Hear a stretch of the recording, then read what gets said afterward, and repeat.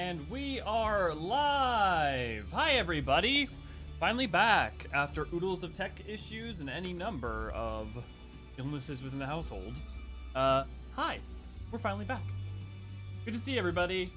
Let me pull up Kiko, good to glad to have you. V, good to glad to have you. Ryan, good to glad to have you. Ray, good to glad to have you. Reminder, no spoilers. Not there's much left to spoil, but basically just the bits we haven't got to yet. Raven, good to glad to have you. V, thank you for your 12 months of archonship. Holy crap, it's been a year. Kiko, you finally got all the footage and music together for getting my editing skills back. Now just do it. You got this. Hope everyone is ready to cry. Indeed. Tracy, good to glad to have you. Kiko, nope, not ready for this, but I have tissues just in case. Yeah, but first coffee.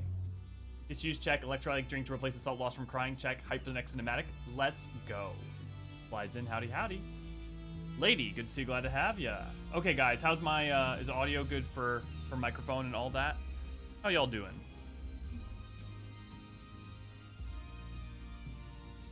Look at this lovely group we got here. We got a Lilm, we got a Ryan, we got a V, we got a Raven. Thank you for the Coke, Raven. Much obliged. I now have 200 ounces of Coke.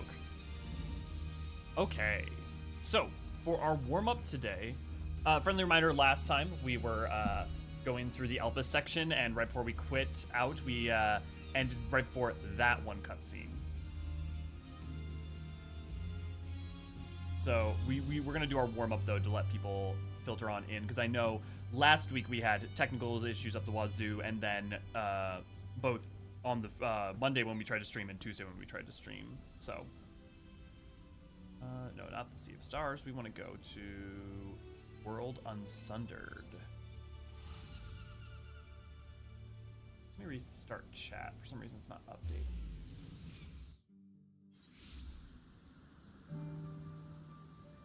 There we go. Okay, now it's updating. Satch, good to see you. Sound is quiet. Let me boost it up a little bit. I can also bring this a little closer to my face. Emera, good to see you. Glad to have ya. Yukio, good to see you. Glad to have ya.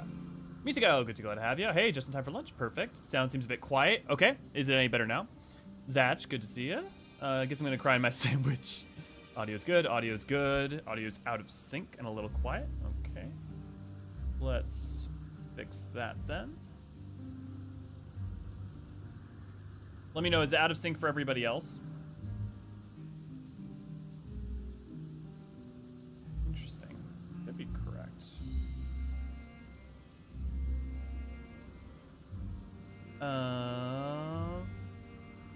Marja, good to see you. Glad to have you. First time here, looking forward to it. Well, glad to have you. You picked a certainly auspicious time to come in. Okay. I know what quest we're gonna do though today for the warm-up. We're gonna do the final, actually don't know if it is a flight quest, but I think it is. But we're gonna do the expected guest quest, because if you haven't, I recommend you do it, as it is actually tied into the Myths of the Realm quest line. You don't have to do it for Myths of the Realm, but it is actually a sort of a setup for Eorzean. Might have just been, okay, cool, Ryan. Cool.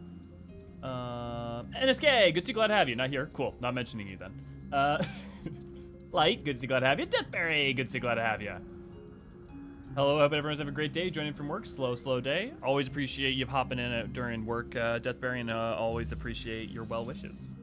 Pepsi is better? Wait, what? Oh, Pepsi's better because Coke. I mean, not to start a war, but like, if it's straight Coke or Pepsi, Coke's better.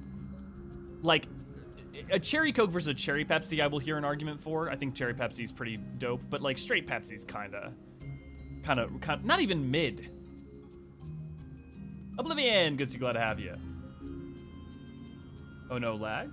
It's not on my end. Everything seems good on my end. Hold on to the Coke, Elio. The Storm and Limsas are after me. Looks synced. I'm fine. Black Flame, good to glad to have ya. Ray, good to glad to have ya. Howdy, good to see ya. Praying for good tech behavior today. Me too, Black Flame. I'm honestly like sitting on the edge of my street seat, constantly like looking a little down in the corner to check on the health of the stream, worried it's gonna bail out on me, but hopefully it won't. So also, you know what? I want to point out something. We've got FanFest coming up in less than 20 days. Let me, actually, real quick, no, it's not on, okay. We have this Monday, Tuesday, we have next Monday, Tuesday, and then we have the final Monday, Tuesday. So here's my question, because we still have that cooking stream that you guys funded. Also, I gotta figure out the next goal. Oh, okay, I have a plan for the next goal, but it's like $500, and I don't know if you guys are interested. I want to get a custom Elio puppet made, like an Elio like Muppet puppet. Like there's some people, I know some people who do custom work and would be willing to make a custom Elio puppet, but it's like $500. I don't know if that's a good use of money or guys' resources. But anyways, setting that aside, here's my thought. If we finish Endwalker before the 25th, we do the cooking stream on the next thing after finish ending Endwalker.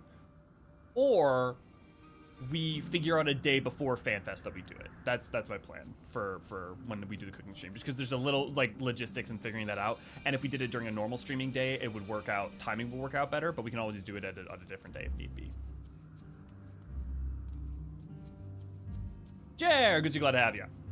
I drink cherry Pepsi, Max, and vanilla Coke. So, vanilla Coke is bomb, so it is the bomb. So I definitely agree with you. Kathra, good to glad to have you.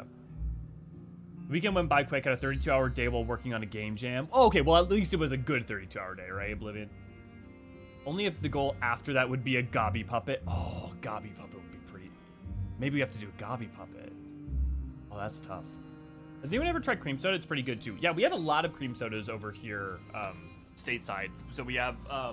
I've tried most. I'm trying to think what my favorite one is.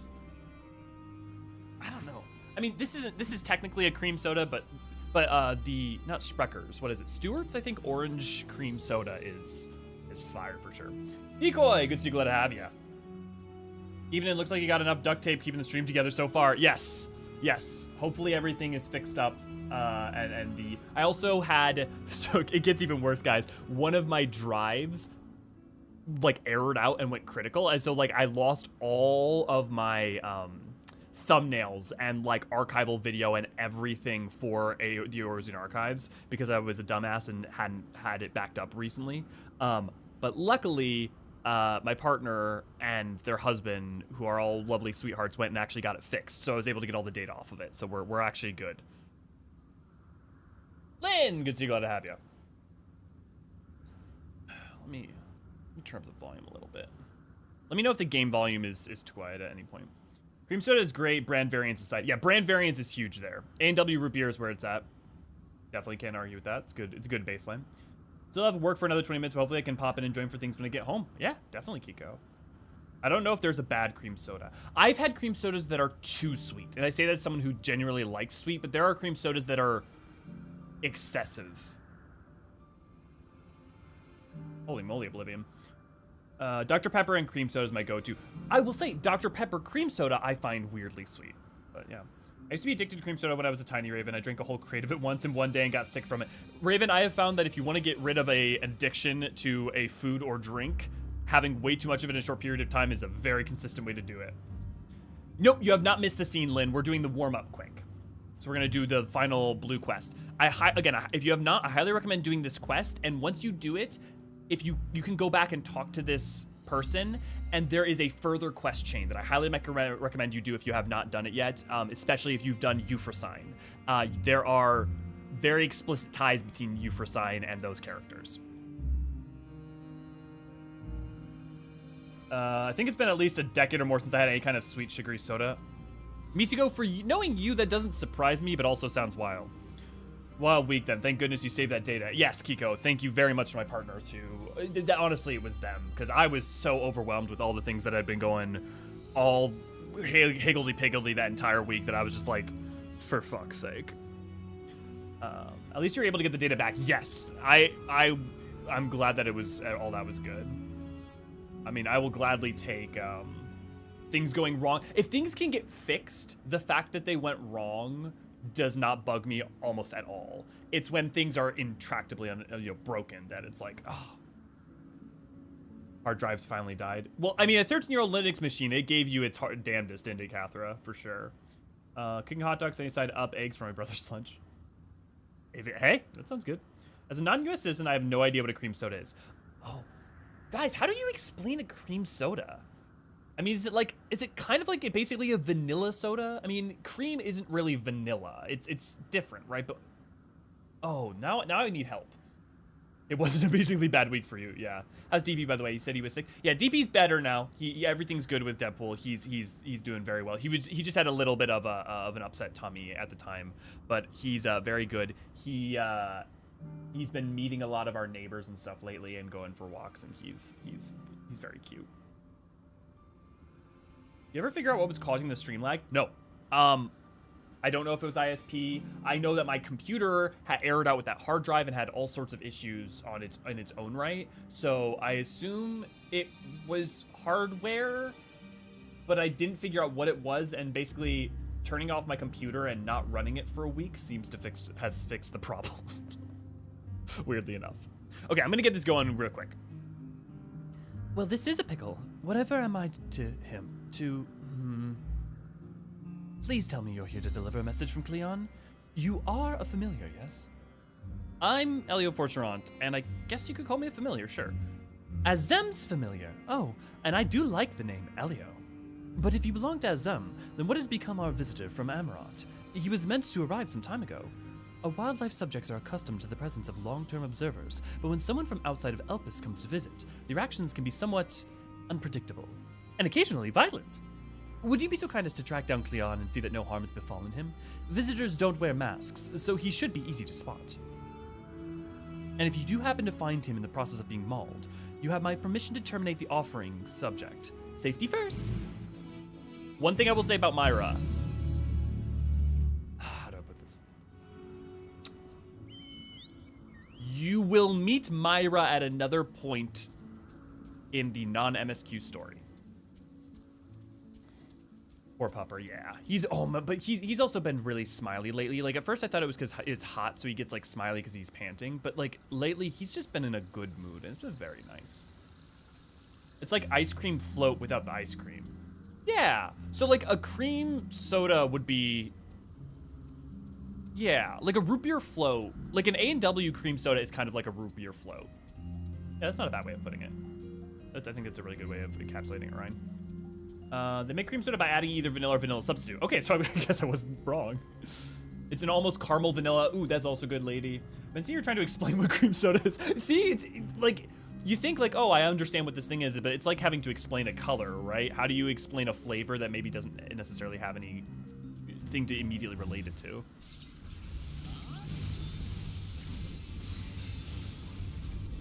Vanilla just use way more of it than cream soda. Difference between balance of flavor. Nice. I got this from Wiki. Yeah, okay. Cream soda is a sweet soft drink, generally flavored with vanilla and based on the taste of ice cream float. Okay, so it is inspired by ice cream float. That... You guys were really spot on with that one. See, well, that's the thing, Marija. Also, is Marija, is it like Japanese, like Marija, or is it Marija? But yeah, that's kind of how it goes here, which we would take very off the cuff odd, points, and we'll investigate, interrogate, and contend with it for sure. Yeah, Tracy's just like, this happens regularly. You should have seen Tracy, you remember when we were playing 16 and that whole conversation that we ended up having about, what was it? Oh, about stories in UK versus America, which we are not going to relitigate. I know that you got perfectly done with that by the end. Thank you for taking the initiative. I wasn't sure about the etiquette of destroying a creature under observation. I am Cleon, recently arrived from Amarot. I assume Myra sent you to fetch me. Every time I want to say it's like Maria, but it's not, it's Myra. I see. Well, we had best not keep her waiting any longer. Fear not, I will avoid upsetting any more local inhabitants.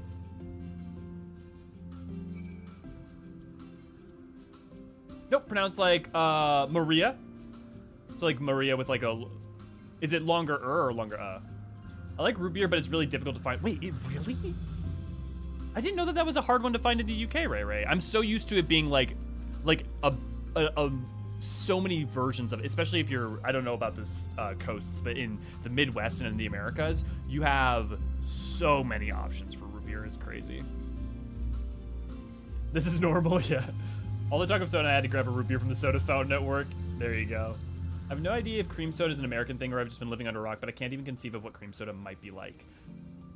I think it might be American-y. I don't know that it's only America, but I wouldn't be surprised to find out it's pretty common stateside only, because I think I don't know when it was popularized, but the most people I know who first experience it either experience it from Stewart's, Sprecher's, or A&W, which are definitely very American.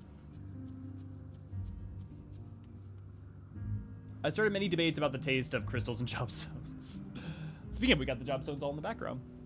What was the debate over where there's something was a cake or a cookie? Yeah, not going there again. Yeah, that one lasted like an hour. Remember playing AC Odyssey and the name Cleon is making me twitchy. Well, hey, I mean, it's all supposed to be Grecian, so. For 16 discussion was epic. Like, you want to read, yeah, you want to read that as Sarah instead of Sadia. Actually, in Japanese, is it Sadia? Root beer isn't particularly common in Australia either, exists, but there isn't much of it. I know it's not common in Japan because there's kind of like a form of, I forget if it's a compress, but there's a form of like Japanese medicine that like, something medicinal, I'm forgetting what it is, that tastes like root beer, or not tastes like, it smells like root beer. And so it would be like, if someone had a drink that tasted like isopropyl alcohol, you'd be like, why the frick-a-frack are you drinking that? Maria, okay. Like, what's his face's wife in Silent Hill 2?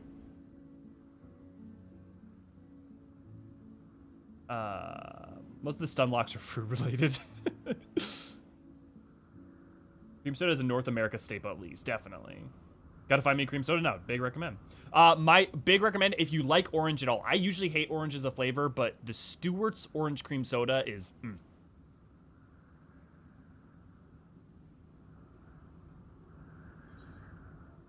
Ooh, went. Elio, thank you for seeing the safety of our guest.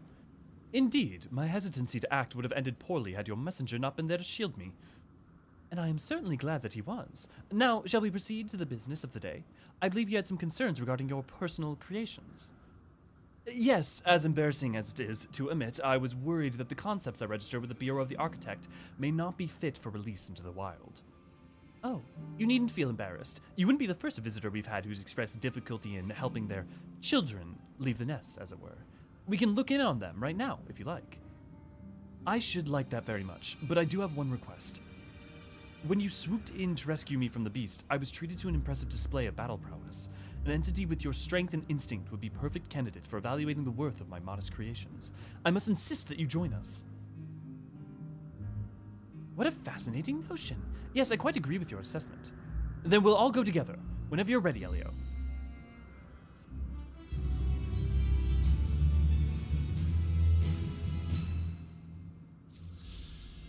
Yeah, there are places that sell American candy and soda, but they're always expensive. Yeah. Yeah, we have that like for like British candies here as well, especially chocolate. Oh, I didn't realize. Okay, yeah, of course it ends quickly. Is that all of them? What am I missing? Travel.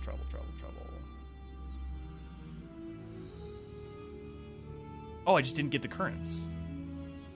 Whoops. Okay, well, I'm gonna start walking back to, I'll go ahead and just walk the whole way back to our start point. Going to be controversial, but I hate root beer. I don't think that's controversial. I think in general, a lot of soda flavors especially can be broad hit or miss. I think, I mean, like, while I see root beer usually as a pretty even-keeled, like, neutral, it still has, like, a very specific, like, zest to it. One of the highlights whenever I go to Canada is a lot of places have root beer on tap. It's so funny. I'm so used to having the idea of not having root beer on tap seems wild to me. It'd be like, well, okay, this is overly extreme, but it'd be like saying like, yes, or a place is not having tea for you guys. Salon Pass? What was that in reference to, Ryan? Have you ever been to like an old time soda fountain, Elio? Many. There's one nearby me I really want to go to this weekend now with all the talk of cream soda and floats. Yeah. Do it.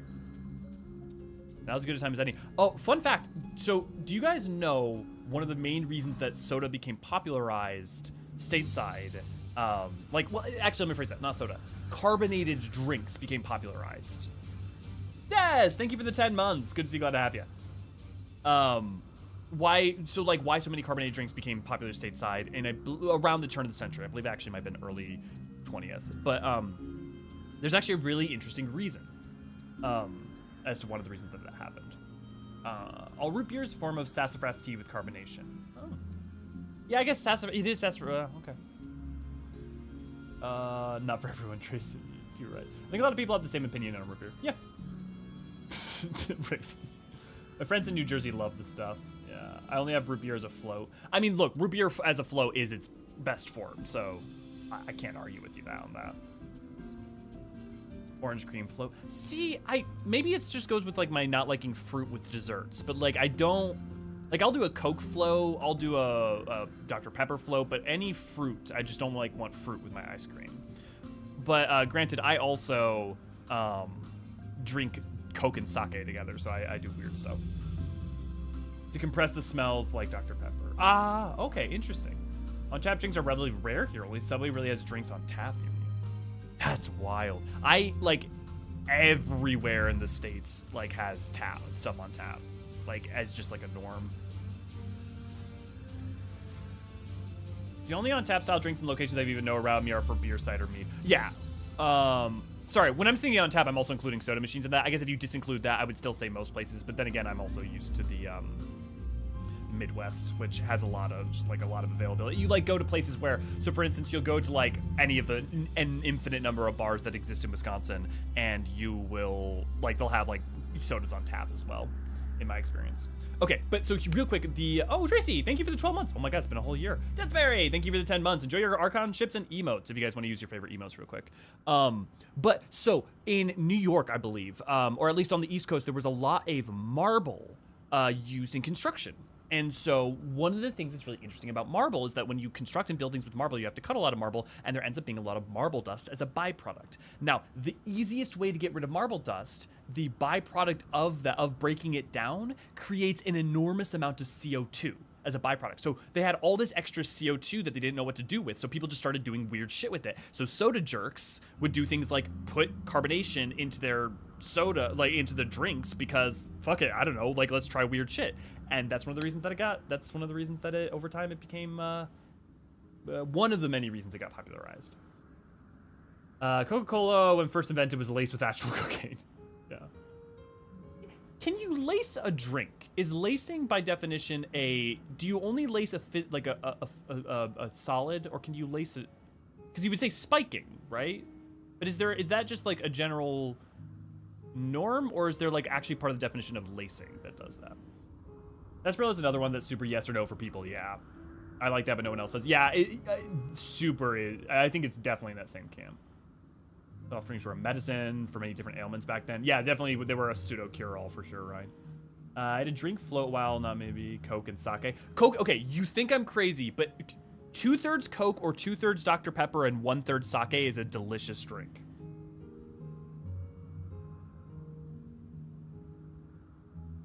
One thing I can say is y'all Americans are missing out on the classic pub experience. Oh, Oblivion, if you grow up in, so first off, pubs in the States over the past 20 years have become very common. Or let me phrase that.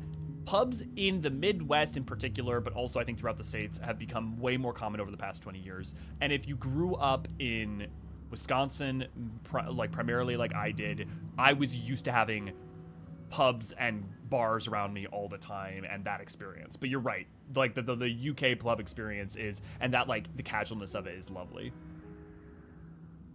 Is that why egg cream got popular? Probably, AC. Also good to see you, glad to have you. The temperance movement, yep. I think spike is when something is added. Lace would be part of the product. Yeah, interesting. Yeah, Maria. Never had sake, so I'll take your word for it. Sake is awesome. I don't drink a lot. I drink very rarely, but one of my favorite drinks is sake. Favorite alcoholic drinks is sake. Okay, guys. I think we've had enough time talking about lovely things, having a good warm-up. It's 4:24, so, 6 minutes early, but I think now's a great time. Shall we go ahead and get started with our emotions? So, friendly reminder, last time we fought our way up through Catesis Hyperborea with all of of our party and crew. We ended up fighting Hermes at the top, who wished to see what the answer to Medion's question was.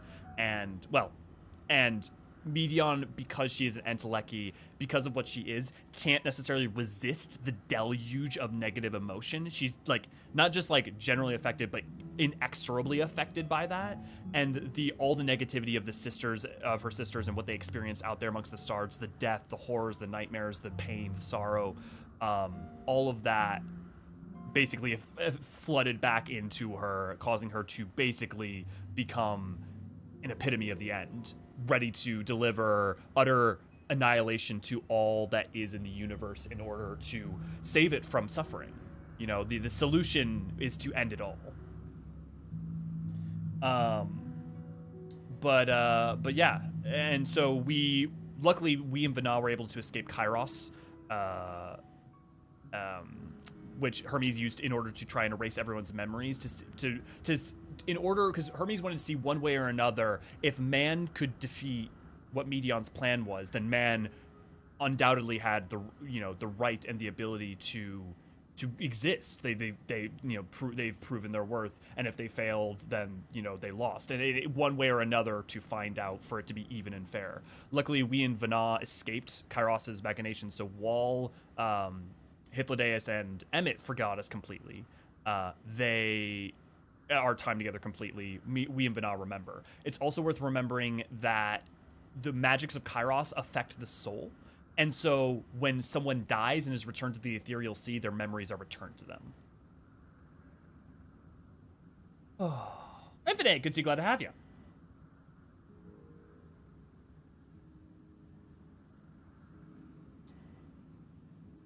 Okay.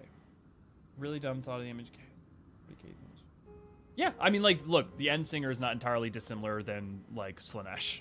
Well, I mean, very dissimilar than Slaanesh, but you get my point in terms of how it looks. Okay, guys, here we go. Your time in this age is drawing to an end. Upon speaking to Vana, well, y'all know. Time for one of the best cutscenes in the entire game. Take a drink.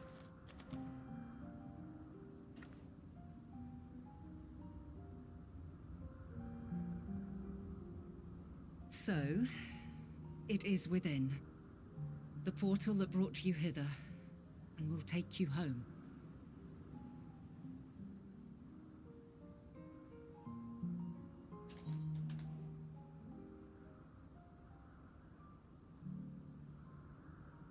Oof.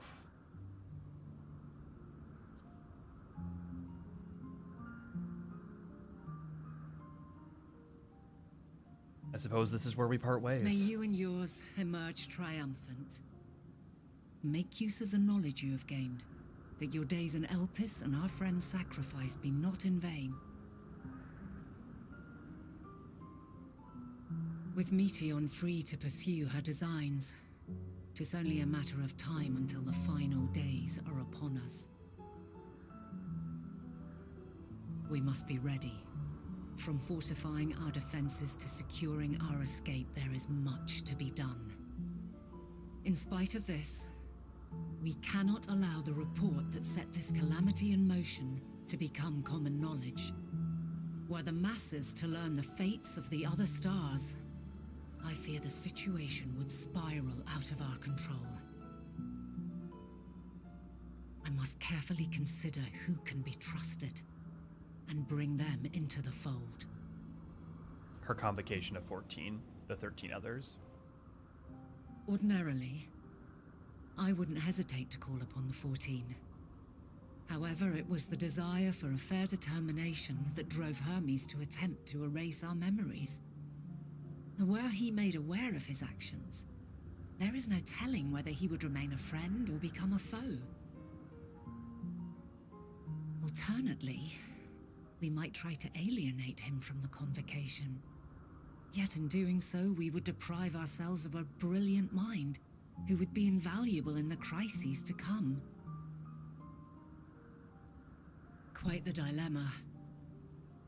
Which is why I must work independently of the convocation. Regardless of how we proceed, if we are to permanently avert the final days, we must be equal to Hermes' challenge. We must prove that mankind is worthy to exist. And this hinges, I think, on how we confront the all-consuming despair that accompanies a senseless and seemingly inevitable end. Bewildered and divided, we would perish like the peoples of those celestial ruins. We could not hope to survive the final days, much less take the battle to Meteion at her nest. We must find a way to defeat despair, to unite and prepare as many as possible for the struggle ahead.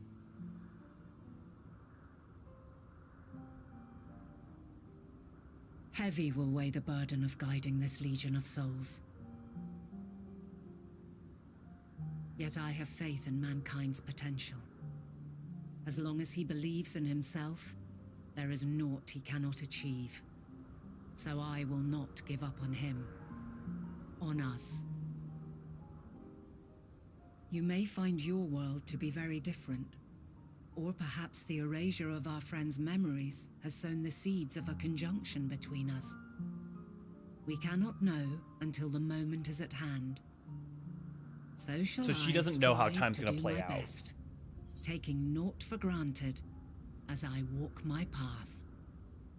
I want to be very clear about like one of the things she's describing, because this is actually an important point. If you haven't watched our most recent time video, when she says that, what she's saying is she knows what's going to happen in the future, but she doesn't know from this point on if our arrival here has changed things or caused things to be as they are. So she doesn't know if the future we return to will already be fixed or if things are going to play out the way that we've said they are. So while she has the foresight of what happens next, she doesn't know that whether or not it's inevitable. So she's going to fight anyways to see what will happen.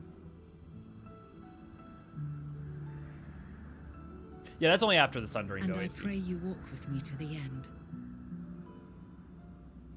As you move forward, so too will I, as will all, resolved to fight for the morrow.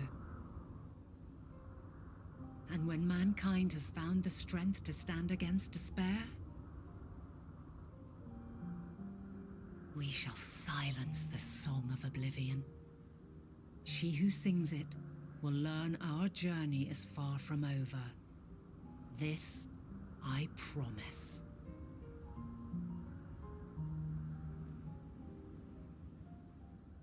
Fare you well, my light of the future, till we meet again. I didn't catch my light of the future. I think that's one of the most Hydaelyn-y statements she has.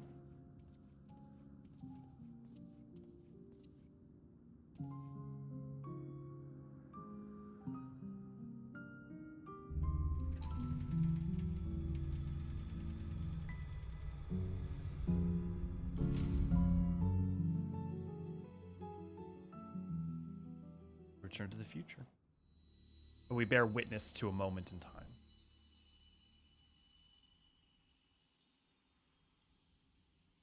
Oh, Light, that would be a great title.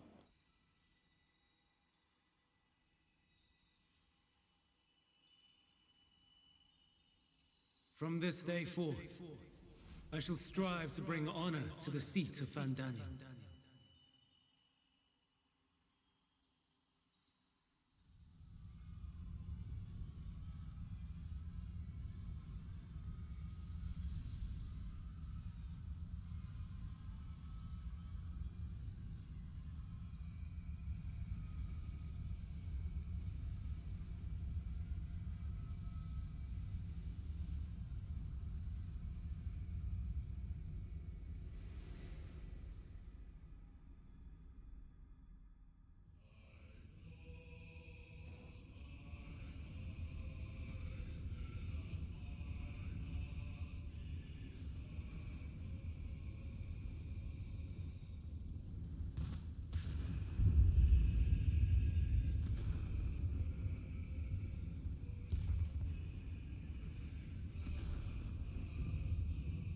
Even now, I remember standing there, locked in a moment where the sky is aflame.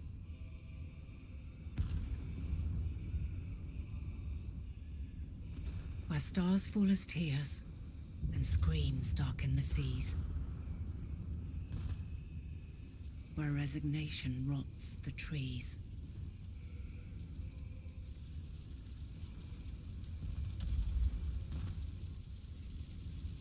Where terror twists magics into abominations. Such is the lament of they who have gone before. The song of they who tried and failed to create a better world. The song of the end.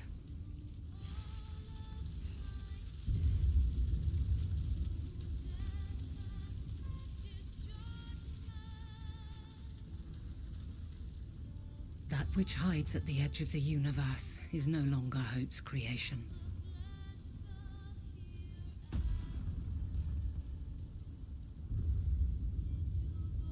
It is hopelessness incarnate.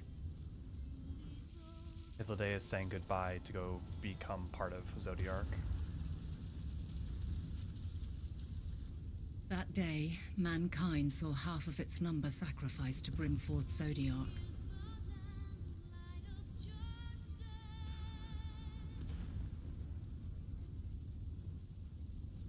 And covering the star in a shroud of ether, we forestalled the final days.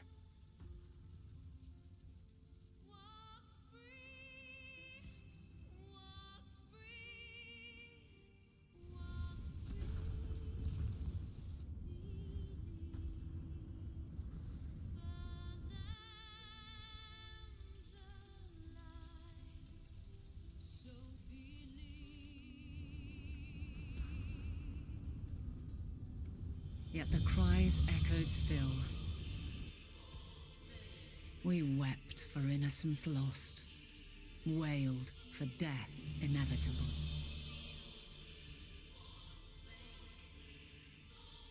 A reality too terrible to bear. And for too many who sought comfort in gilded memories of joyful days and tranquil nights.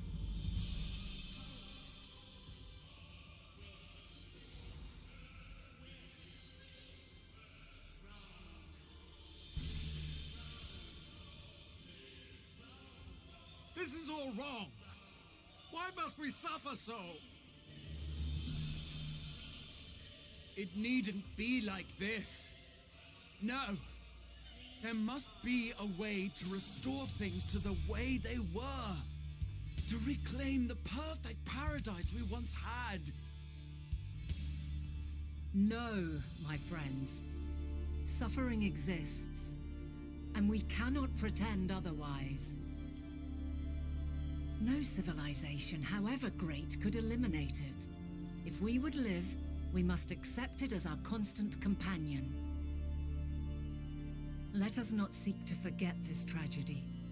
Let us carry it in our hearts, that we may grow stronger and know true happiness. We can't accept it. We won't accept it. It will be ours again. A world free of sorrow. No, it will not. For there has ever been sorrow. Mankind was but spared its biting sting for a time. So please, open your eyes. To try and reclaim those lives we lost by sacrificing yet more isn't wisdom. It is weakness. No paradise is without its shadows. If we cannot accept this truth and learn from our pain, then our plight shall be repeated.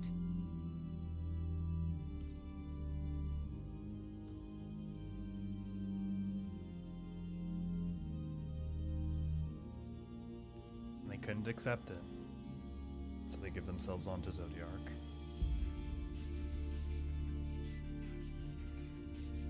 O mighty Zodiark!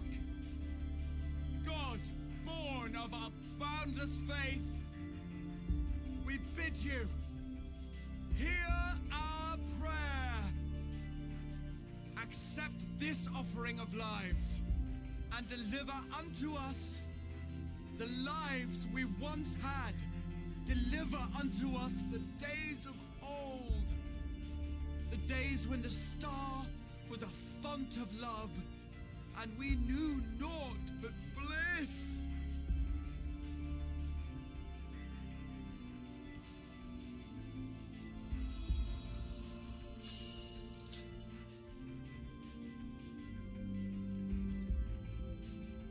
She knows what she has to do.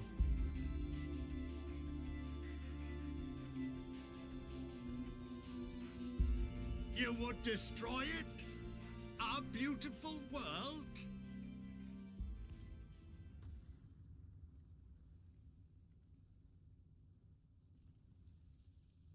Lands that stretched on forever.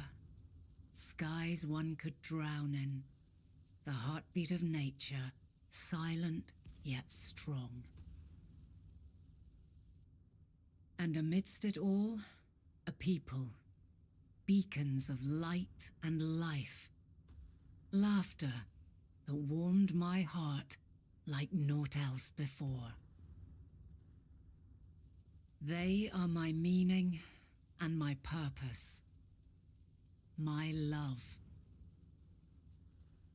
In spite of, or perhaps because of this, I choose to believe in mankind's potential.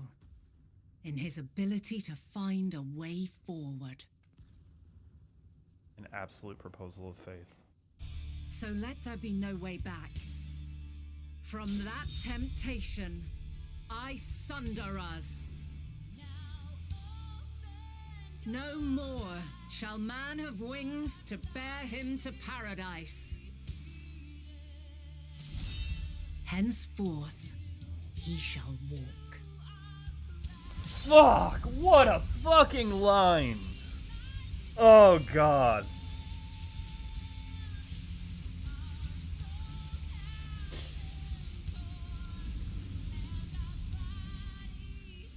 Oh.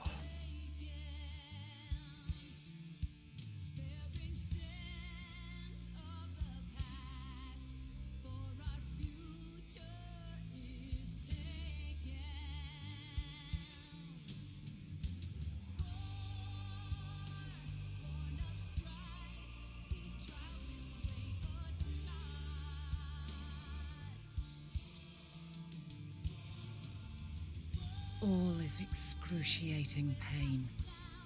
I breathe fire and torment.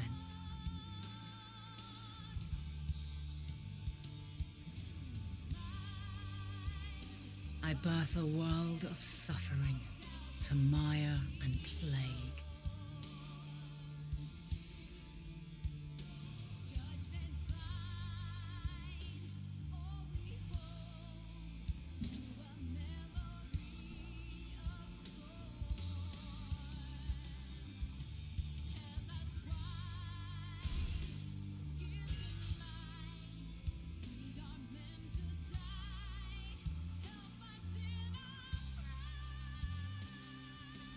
In one fleeting moment, lives come and go, ever moving towards the unknown. And in that fleeting moment, they cry for the answer to the question. Why, given life, are they meant to suffer, to die?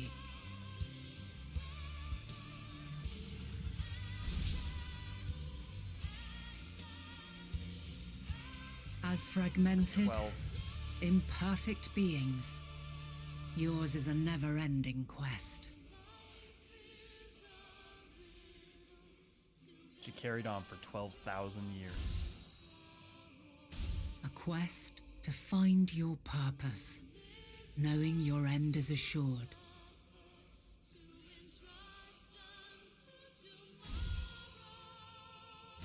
To find the strength to continue when all strength has left you. To find joy even as darkness descends. And amidst deepest despair, light everlasting.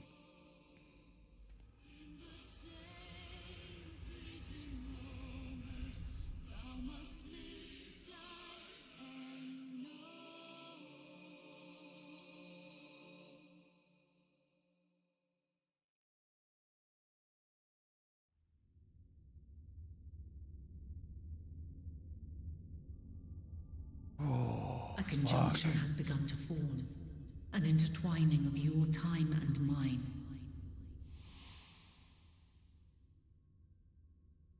When you truly understand what is at stake, and your journey has prepared you to surmount the insurmountable,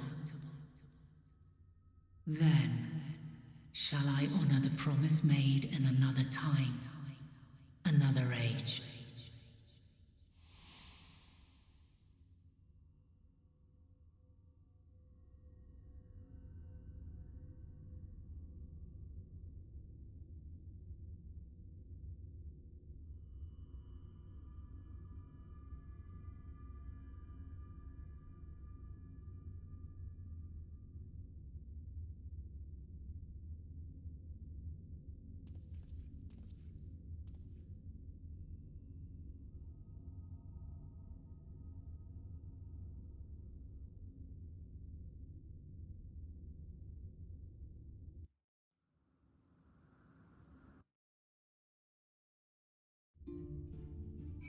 Whew. Oh my god. Okay. For those of you who are watching after the fact who didn't necessarily want to engage with this, we're gonna spend the next like 5 or so minutes just talking about this, just because, I mean, it's what a freaking cutscene. Man. Okay. Also, lady, I want to put a pin in your comment on Hermes earlier. I want to definitely get back to that for sure. This is the part that breaks me. Hythlodaeus deserves the fate least of all. Yeah, although you can imagine that Hythlodaeus is giving himself to Zodiac because he sees it as his duty, his responsibility, and I think he goes to it willingly and knowingly, right? Like from his plan, I think in Hythlodaeus' mind, it's like one, it's a sacrifice that is ultimately can be reversed, and but also it is the ultimate perfect symbol of his duty to his people. And I think the kind of person he is and care for his friends, like, while none of them deserve the fate of the final days, I think there's always comfort to be taken in people being allowed to express themselves in the way that is most suited. Like, we all got to go sometime, right? And to be able to express your love for your brethren by giving yourself up to secure their future, I take comfort in them. This is the part that breaks me. Yeah, I agree, Kathra. This is what I don't get. The opinion Hydaelyn is worse villain than Hermes for sundering the world to prevent this. I get not liking her, but she's not terrible. I think anyone who's taking that opinion either hasn't paid close attention to what the story is and about. Like, because, one, Vanna's decision to sunder the world was not taken lightly, and two, was taken, to be frank, out of complete necessity, because if it was not taken, you're basically dooming the entire... You're dooming... not only the entire rest of the universe because of the Medion, but you're also dooming the new life. You're dooming innocent life in order to save your own, right? Which is kind of going in, you know, a major theme that has become a straight textual theme is that it is not right to sacrifice innocence in order to save yourself. Yeah. Catherine is how heroes are made. Yeah, exactly, Maria.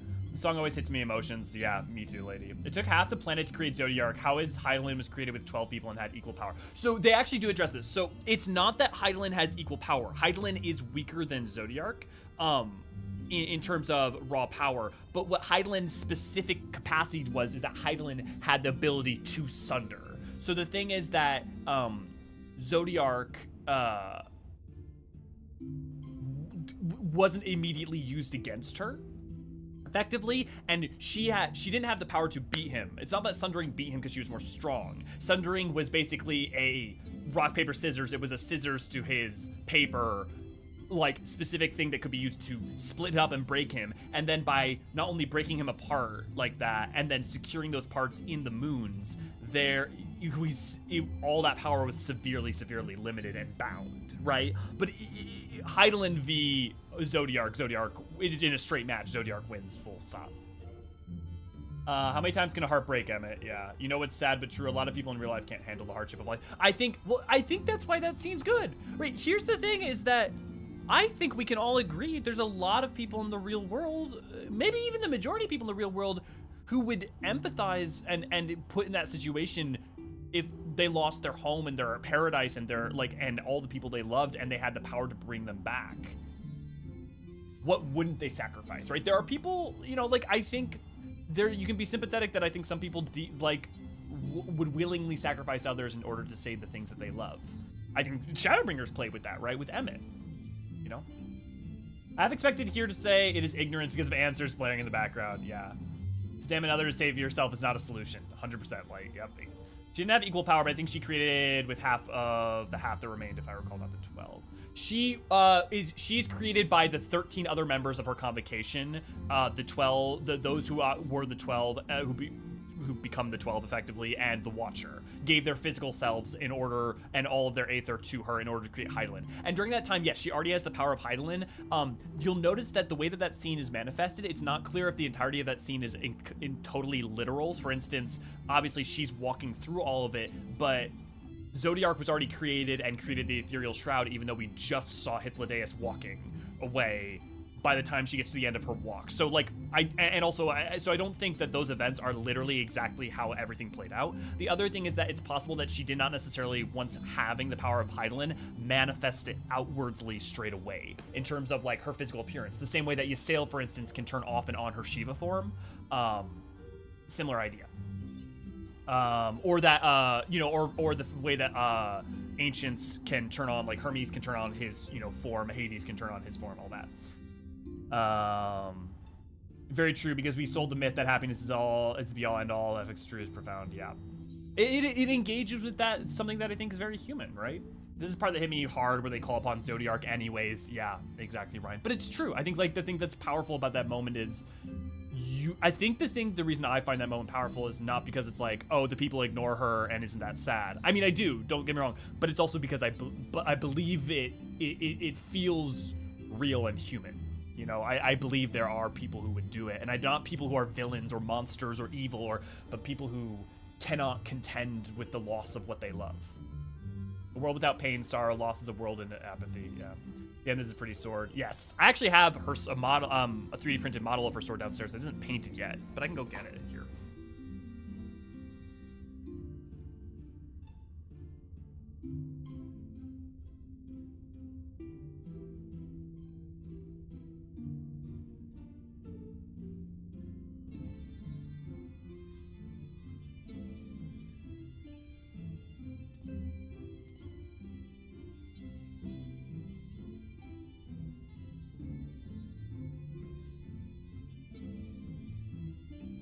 So I actually need to make a mold of it so I can cast it in resin so it'll be like look like crystal and then paint it. But yeah, but not sword.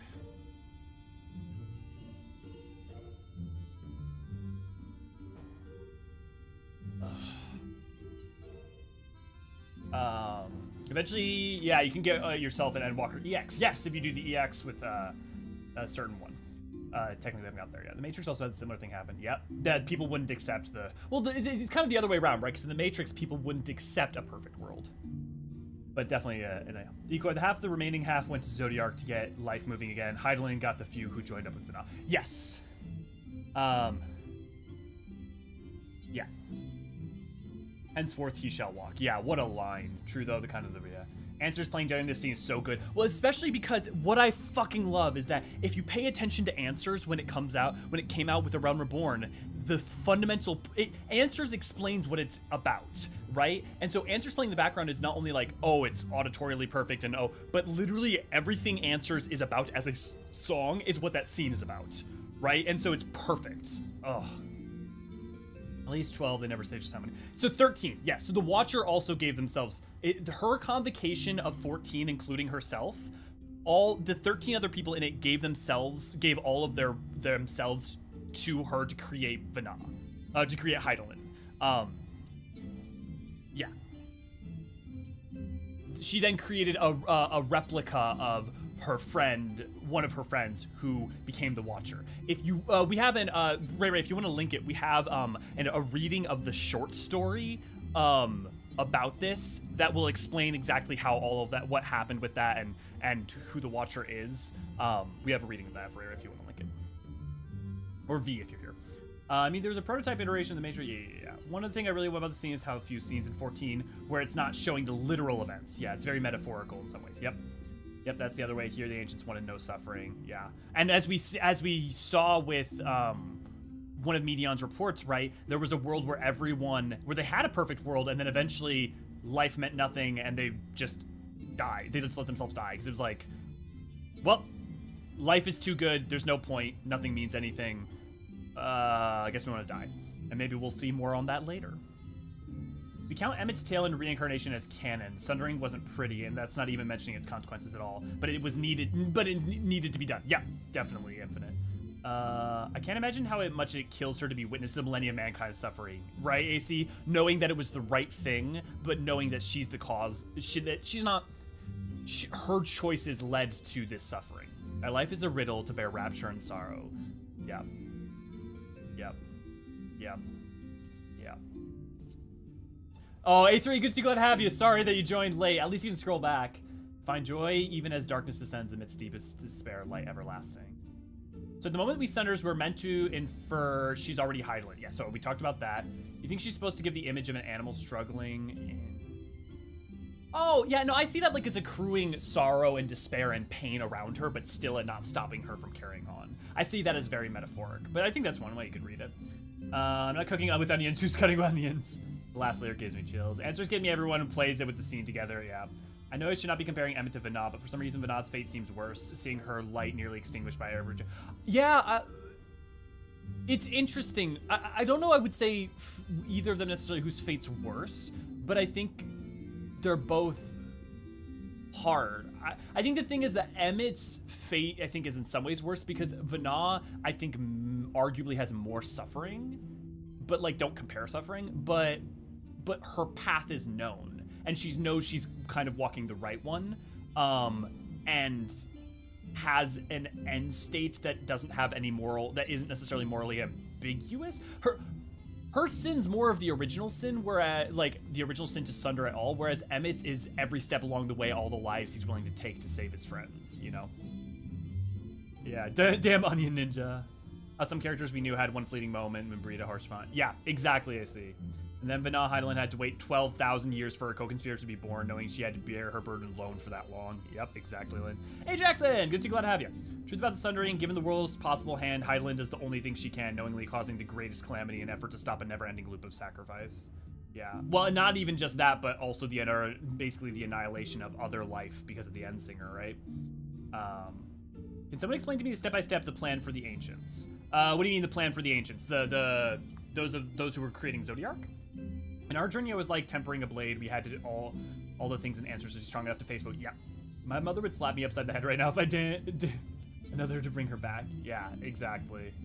Yeah, lady. Strengthened our resolve. I know it should not be. Yeah, we got that. Assume the 12 weren't part of the sacrifice for Hydaelyn because vague raid stuff. No, so they did sacrifice their bodies and selves. What the 12 are in Mist of the Realm, which we'll get to later, is a little more ambiguous, and we'll talk about that when we get there for sure. Love it. Show it once ready. Yeah, definitely. Yeah. How'd you 3D print it? Someone uploaded a 3D. No, I'm. Oh, actually, no. That one actually, I think I did. I think someone. I knew a seller who was selling a 3D model. Who had modeled it. Usually, I do all my own models, but I think that's actually a case where I bought someone's 3D model. And then I just printed it on a FDM printer, put it together, and yeah. When I saw the scene, it was amazing. I was holding my breath for felt like the entire time. Yeah, I think it's by the nature of the power of light that was used against Zodiark to defeat her, assuming Elidus was still in control. Yeah, it depends on when he removed himself. You're right, I was thinking of the second Zodiacs. Yeah. I adored the side story, but I say that about all the side stories too. Yeah, right. Miyaza, good to see, glad to have you. Can we please discuss Hermes? Yes, we will. Friendship of record. Thank you, Ray. Great, good to see, glad to have you. I'd say that at the very least, unbelievably how they never streamlined the FF11 stuff. I love it. Got struck blood on the car, just shy of background. Also notable how Vanad could be considered one of the Warrior of Light's biggest believers. She sundered the world and waited 12,000 years in the faith that we'd find a way to fix it. Yeah. I think it's important that we might be a linchpin, but I don't think it's just that we would find a way, right? I think it is us, but she believed in mankind to find its way, right? So Hermes, yeah, let's talk about Hermes. Now that we've did that little talk, I'll start moving on back to Charlian. But I find myself pretty sympathetic to Hermes and very empathetic.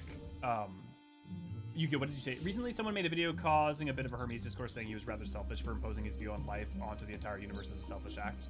I mean, sure. I guess the thing, it depends on It depends on how you want to define it as selfish, which I think is gonna... every person who's gonna ask is gonna feel very differently about this. Hermes, to me, is a byproduct of the world he lived in, and someone with an abundance of empathy and a world unwilling to, like, engage with and hear his suffering, and someone who didn't have the tools to contend with it, trying to take the world. So he's trying to create a fair and equal balanced contest is something he learned from the world on Sundered, from the way the ancients did things.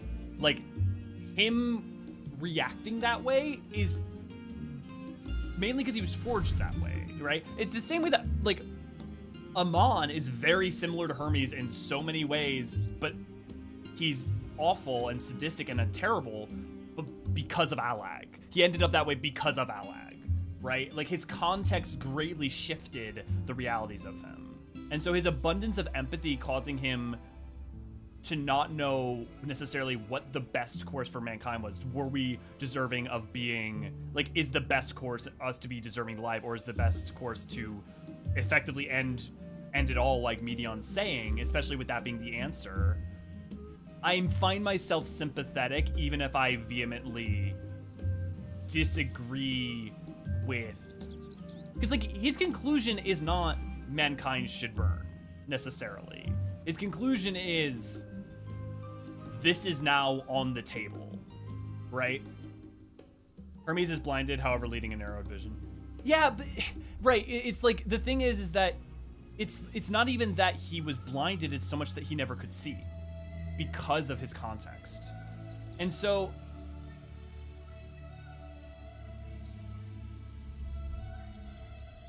on the one hand, like, I think selfish isn't the wrong word, because he's choosing to be the one to say we should have this contest. He's not, like, going in and asking all the convocation, should we vote? Should we have this But by the same token, I think the reason that happened is more because of the world he lives in and the fact that everyone ignored every time the point he was making, right? It was just, life is sacred, but also we sacrifice life, and its death is beautiful. Everything returning to the stars is beautiful no matter what. And because of that, the world he understood and lived with wasn't willing to engage with what he was contending with at all. Yeah, definitely do a mega side quest for sure. Ignorant to do so. He wanted hope for the best and blew up in his face. Yeah, he definitely wanted the best. I mean, his hamartia is he had too much empathy. Like, his hamartia is that he cared too much, ultimately, right?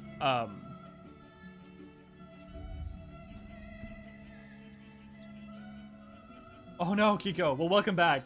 Yeah, 11's a whole frickin' thing. I do love it when you can use boss weapons. Yeah, she believed in mankind, but she needed us to close the time loop. No, yes. Well, but again, I think you're disconnecting those two things from each other. We are a part of mankind. Like, we do not succeed without the rest of mankind behind us.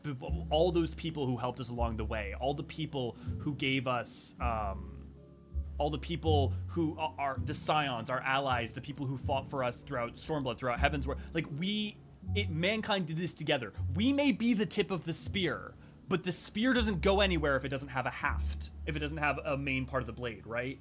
You need, all the spear is required to work together in order to, and so we may be the tip, but we are not the lone savior that did this completely alone without the aid or benefit of any other person, right? Like, in fact, that's, like, really part of the story.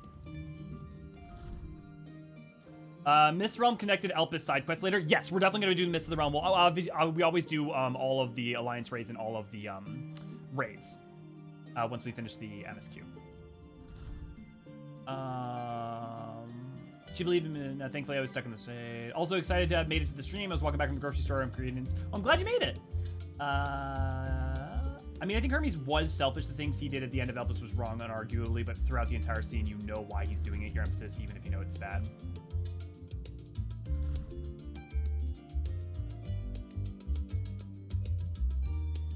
The thing is I agree it's wrong. But let me frame it this way.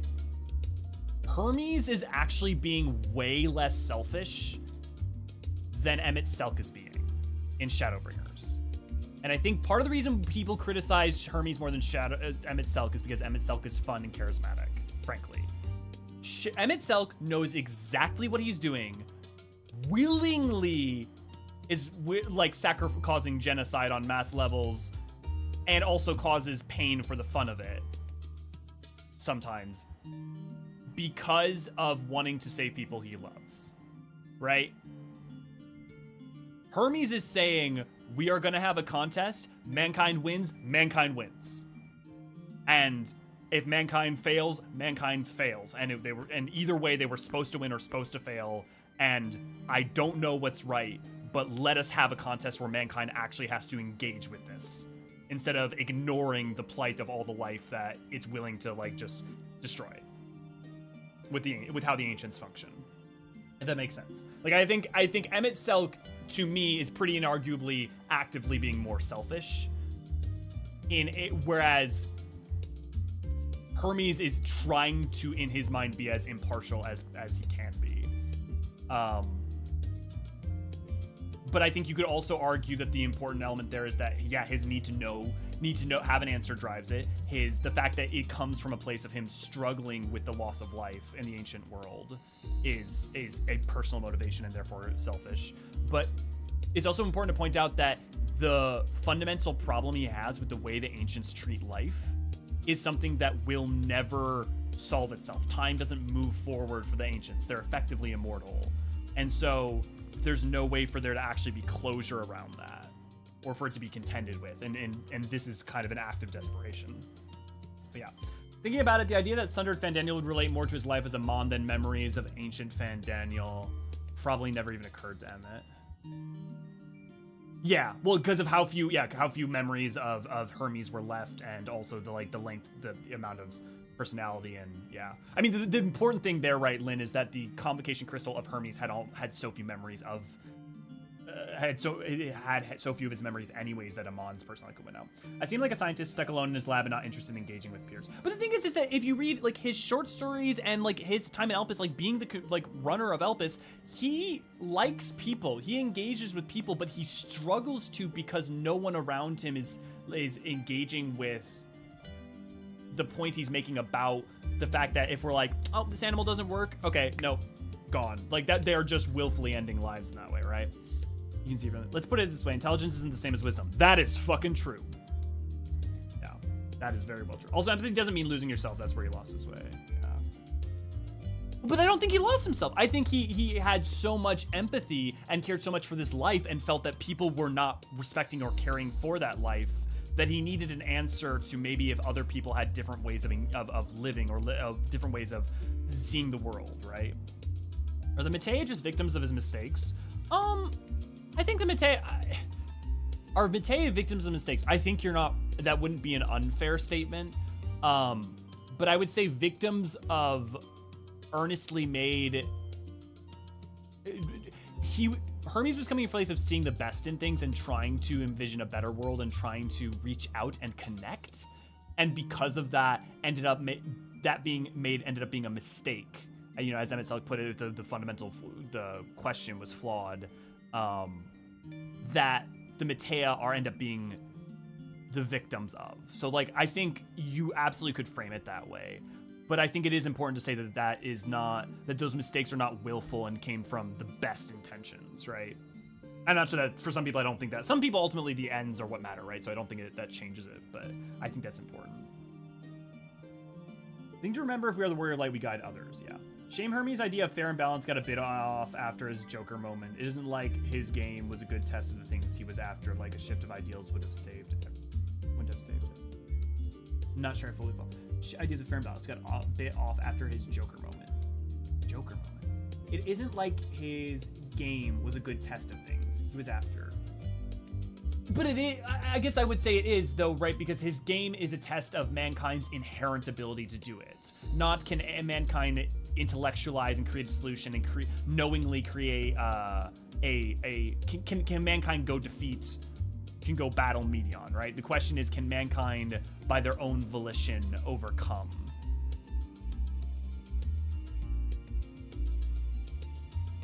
A shift of ideals wouldn't have saved anyone. But a shift of ideals, a shift of function would have ended up in a situation where the life, like the callousness with which life was sacrificed and the like thoughtfulness with which life was created, for the Unsundered, I think could have been shifted, right? Yeah, we agree Hermes for that. Hermes made a rigid challenge, in all honesty. It wasn't as fair as he claimed. Yeah, Emmett Selvish. Again, also, I love Emmett, and I think Emmett's incredibly compelling in Shadowbringers, and not to say that, like, my point about Emmett is not to undercut Emmett whatsoever. Hermes set up a contest where he prevents one side from knowing that it even exists. That doesn't seem like a fair contest. I mean, sure. Yeah, I think that's not unfair. I think that's hard, right? Because we ultimately end up in a situation where one side of the contest does know, but that's from their intervention. Here's the quandary, right? When does the contest begin? Because the contest begins immediately as he's put the challenge forth. Vana and our capacity and the fact that we all work together to make sure that we have foreknowledge is in essence part of his contest and quandary and point, right? Like where like our ability to overcome that. Azaman, didn't he refuse to believe that the OG him was him at all? No, he just doesn't, like, the memories are not deeply connected. He doesn't have much of the memories, so they didn't feel like him, I think is his point. It's not so much like they felt like they belonged to someone else, is mainly, I think, how he frames it, rather than it not being at all him. He lost him, not himself, but his way. His over-empathy led to him not feeling empathy for his own people. He was unable to see things holistically and became tunnel vision. Yeah, I don't think that's unfair. Striped, good to see, glad to have you. Who dropped in during Hermes' events are. But, and, you know, I know you mean that, like, Striped, but I want to point out, my point on Hermes is not to say Hermes faultless, or that Hermes shouldn't be criticized, or, because that's fair. I just think that, like, I think that it is so, they spend the time giving these characters context that to ignore that context, I think deeply does a disservice to the story presented to us, because the story we're given is, you know, about those contexts, right? If you ignore all the context of Emmett Selk, I think he's a much, you know, you can be much more black and white about where he's coming from in Shadowbringers. If you get, like, if you're very, if you ignore all the context of Xenos, he becomes a very boring character, frankly. So I just, my point is there to definitely interrogate the nuances there. And I also think, I expect Hermes more often than almost any other character people come away with, like, your, like, not personal biases, but personal values or whatever, I think will vary in how you experience it, for sure. The game Hermes set up with was a test of man learning to love creation or something like that, whatever his line was. His test didn't test for that. He just had a temper tantrum. I don't agree with that. Because it does test that, because it tests mankind's capacity to learn to do that. And I think a temper tantrum is deeply unfair to him. I think emotional and maybe not thinking, or maybe doubling down on the perspective he's in. But, like, I think temper tantrum to me, and maybe this is just a matter of language and difference of use, temper tantrum is saying someone's just being wildly irrational and upset and completely unthinking and is just purely acting out. And I think the thing is that all of this, and you can see it even in that moment, and as Hermes explained, is coming from sincere belief. Like, I think Maria put it right about losing his way. I think it's fair, but it came from someone who was coming from a very sincere place, and not someone who was just acting out, in my opinion.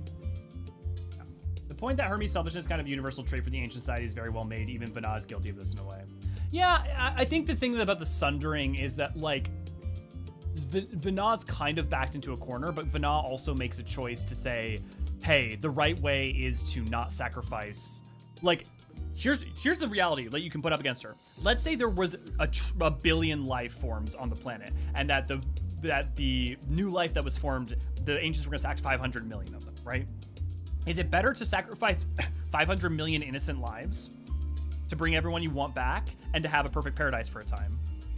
Or to sunder the world and have mortality and suffering that exists throughout history for 12,000 years, but it forgoes that sacrifice of innocence. I mean, I think the other important point there is that you have to remember that even if they had used Zodiark and returned their brethren, eventually the Ancients would have either suffered the same fate as R'hll's people, or they would have destroyed themselves in some other context, right? Because one of the lessons we learn is that invariably, inevitably, any perfect society destroys itself. I mean, even look at the Raid series, right? You can look at, if you look at the ending of it, let's just say that if there wasn't a certain amount of intervention from other people, the ancient society might have fallen to ruin for various other reasons, you know. See, Musico? Yeah. I'm coming back to 14 discussion after weeks of straight of 16, and it feels good. Good. I like remembering your youth, but your youth was thousands of years ago, but only contained the 1860s. Yeah, you're not wrong, Crib. Have a good one, Musico. Yeah. A good way to test your rules is to imagine if fulfilling them alone would have saved us, and it wouldn't have. We would still have died. We'd only win by breaking his rules and learning what he... I'm gonna try to engage with that. Okay. Good way to test your rules is to imagine if fulfilling them alone would have saved us. Right. But I think the point of the challenge is not, can we create a... The thing is that he doesn't know that. We know that. We know that because we know the future. But the challenge is being posed is the idea of can mankind overcome this despair, right? And he does not know whether mankind can or can't. And also we don't have, like, also the thing is that he doesn't know this, but also time is a fixed loop, right? The reason that we came from the future is because we came from the future and we came to the past, which means if Elpis doesn't happen, we don't go back to Elpis, right? Sorry, last laugh there. No, Decoy, I appreciate it. Look, I appreciate all your point. Ray's point about Hermes and your guys' point about the contest is entirely fair. I feel like I've said my piece on not so much just trying to defend him, but saying that I think the context of that situation goes a long way to empathize with his choices in a way in which I feel like some of the discourse around Hermes becomes very quickly, he was a selfish asshat, in a way that I think really ignores a lot of the efforts the story goes to give you all the context of a scene, you know. That is my main.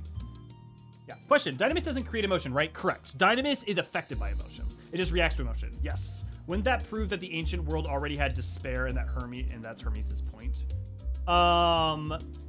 So their world already had emotions. Like, it had sorrow, right? But it doesn't prove so much that it has despair, because we don't bear witness to any, the only point at which we witness despair is when the end singer, when the Metea send their Song of Oblivion onto Theris, and that song, that the ancients then engage with it, and then the ancients are affected by it, and when they feel that despair, their creation magics go wild because it messes with it. What are your honest thoughts about ancient society after Elpis, Elio? I mean, I think if you play all the side quests and you play all the raids, like, one of the important things you really come to understand about ancient society is that ancient society was not a paradise. Like, ancient society just had a great capacity to kind of shuffle away and cut out the things that didn't work, or keep people like Hermes from feeling the way that they do and expressing that and like finding solutions to that. I don't think ancient society is rotten, but I think it was in a situation where they were inevitably going to face, like, even if the final days didn't happen, the ancients would have killed themselves. Whether it would be because of, and I'm gonna small like reference to the future, but because of Athena, someone like that, or because of, if you think to like R'hll's civilization. I think the contending with the, like, kind of the point of Hydaelyn, Vanan, and like, is that only through there being a certain amount of struggle can there always be a way forward. Ephemerality, ironically, allows there to be a way forward. Whereas immortality and infinite effectively leads to finite endings. Although, yeah, you know. No, but I do appreciate you, those of you who are, you know, with your counterpoints. God complex in everyone, in my opinion. I don't, but see, here, this is where context matters, right, Tracy? Because is it a God complex? If you have the power effectively of a god, right? Like, if an ancient was in our world and had the powers they did, they would be effectively a god. And so... Yep. Oh, hi, buddy. Yep, well, come here. Want to say hi to the people? I think the thing is that they have a shepherd complex for sure, right?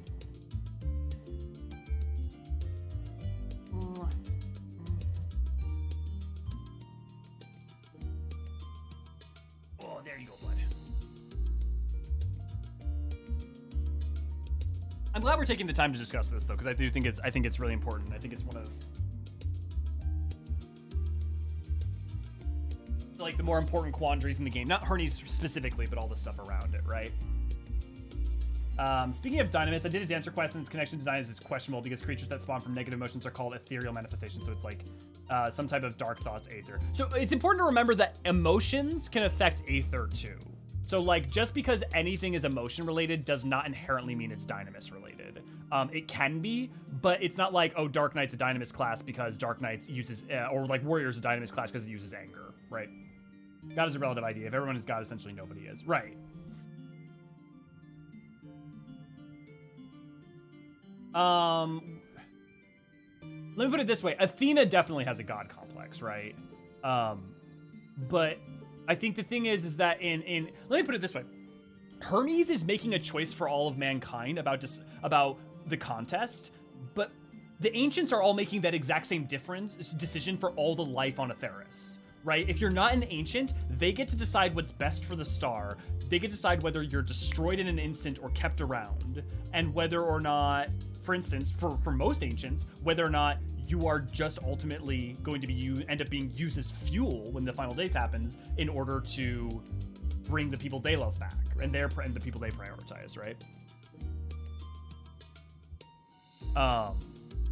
So I think that hypocrisy is at the root of the ancients rather than specific to Hermes, if that makes sense. Limit breaks are dinosaurs, yes. Reminds me of the Forerunners and the Mantle of Responsibility from Halo. Yeah. Okay, guys, shall we continue on after our like 30-minute diatribe? Can I get a hell yeah or something?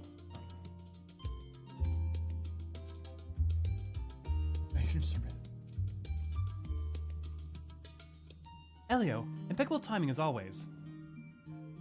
I had heard you were off in the first as part of our efforts to investigate the final days. Well, as so often seems to be the case, while you were away, we had some few developments, which we can discuss in just a moment. For now, however, I cannot tell you how wonderful it is to have you back. Actually, really quick, I want to see what Star has to say. Oh, you have a knack for turning up exactly when needed. This is no exception.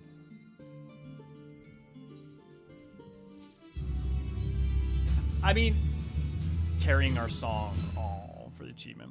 I mean, hey, that's like, this started as a lore replay originally, was going to be the focus and emphasis. Oh, fuck. We're at this part. Okay, well. There's going to be some good scenes. Some of the best in the game, you might say.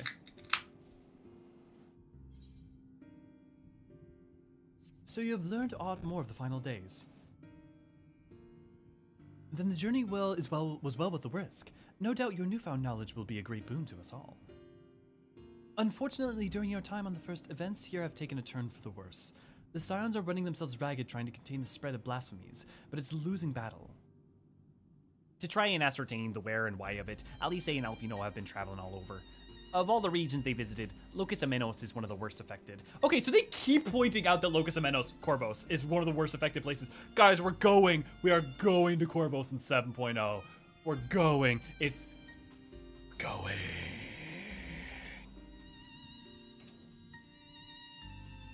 Thankfully, Estinian and Graha took a detachment of allied soldiers there to offer aid and succor to those in need. But the province is vast. They only managed to visit a handful of coastal villages. It was just an accomplishment worth celebrating still, but a drop in the bucket at best. Well, actually, wait, I want to reread that.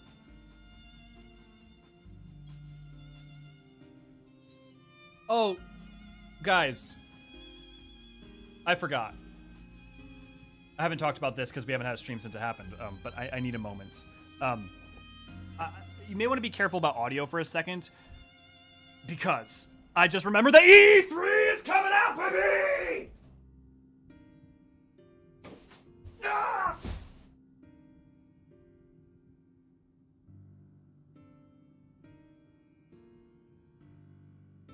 Okay.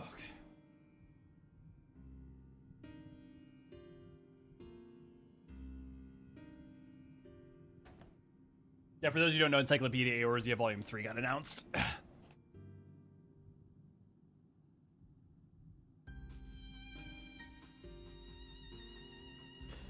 I'm so sad that didn't happen during a live stream. In the meantime, Y'shtola and Master Matoya have been making a concerted effort to establish contact with Hydaelyn in the Ethereal Sea, but to no avail. As for Tataru and I, we've been keeping a close eye on the Forum. From what we gather, they've been constructing a vessel to ferry people to the moon, an ambitious project that has likely been years, if not decades, in the making. However, since we've seen no signs of it thus far, I suspect it's still incomplete. You will also recall the proposal issued by Master Foshinol to the people of Razat Han. Following the discussion, Reach declared his support for the plan and urged those wishing to evacuate to accept the Forum's invitation. So far, so good, but that's where things get a little strange. Apparently, the Forum caught wind of the lunar teleporter in the Tower of Babel and decided to use it to deliver people to the moon instead of their mysterious ship. Therefore, to secure safe passage for Hanish refugees at the tower, Alfino and Alice, Estinian and Grahad traveled to Garlemald not long ago. The trouble is, the capital was hardly the safest place to begin with, and now... The final days have come to Garlemald. God damn it, paradisical predicaments. Why are you such a... Your intrusion into the narrative is far too great. Shortly after our friends arrived, they were sent to rendezvous with Master Foshinol. Then, panic broke out, and our communications were severed. From what fragments we were able to make out before the link shell went completely silent, we can only assume the phenomenon was spread to the capital.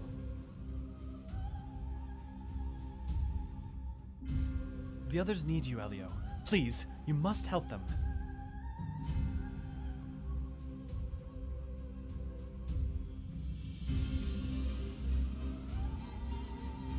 Having you there will make the difference, I'm sure of it.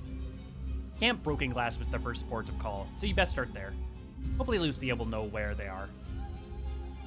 There's no telling what you'll be walking into, so you'd best take every possible precaution.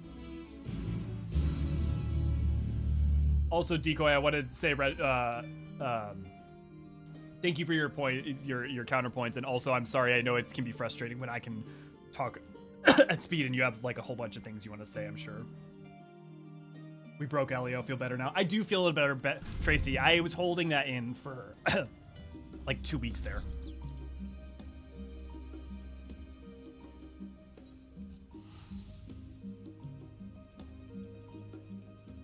I didn't hear the second E in E3 and my brain went to the game hype event. Did they cancel them? Elio, we're going to Meristidio, or to Corvos, or to the New World, or maybe a Reflection. Actual 7.0. Yes. Well, I wouldn't want all of them in one expansion, because then it's like one map per, right? I definitely think, yeah, Meristidia and Corvos are the two things I feel, I say confident, but I feel pretty confident. Adrian, good to glad to have you. I saw it announced on the launcher, I thought about you when I saw it. Well, that's good. Yeah, I am very excited. I also, we will go back to having Lore Book Club when it comes out, and we'll definitely do a reading, for sure. Honestly, it should be at local bookstores pretty quickly. The fact that it 1 and 2 got released to most like Barnes and Nobles and places, I think, goes with that. Elio, and not a moment too soon. The skies over Garlemald are ablaze, but it's events on the ground that concern me. As you will have heard, your fellow scions arrived ahead of you. We cut the customary greetings short after we received word from our troops on the Magna Glacius that the Forum airship had landed. It was then that the heavens began to burn. I dispatched your friends at once to ensure the refugees come to no harm. I would have you join them immediately. Additional support is en route. We will discuss them later. I trust you are ready to depart. Dude, okay, wait. There's a really great cutscenes coming up, and then one of the funniest cutscenes in all of Endwalker is coming up.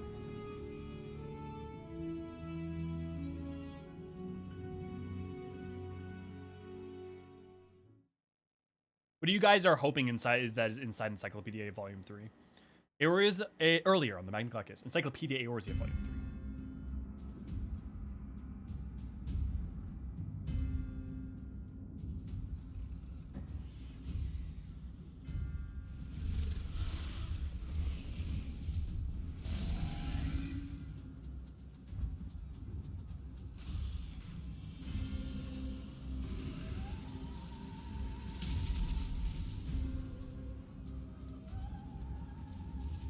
No.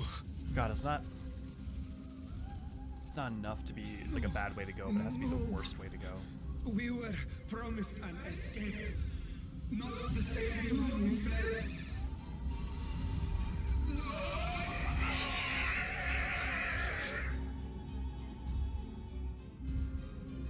I shall not meet my final days here in this blasted waste. Calm yourselves. Your panic is our greatest enemy. You can't logic Come, them, we must Fortunal. build a That's line not of how it defense. works. That's not how it works. I do love that he's trying to do the right thing, but he's not. It's not the forum. You can't lead them that way.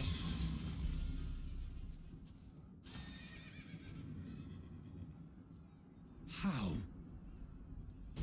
Leave the fighting to us, Father. You must lead the people to safety.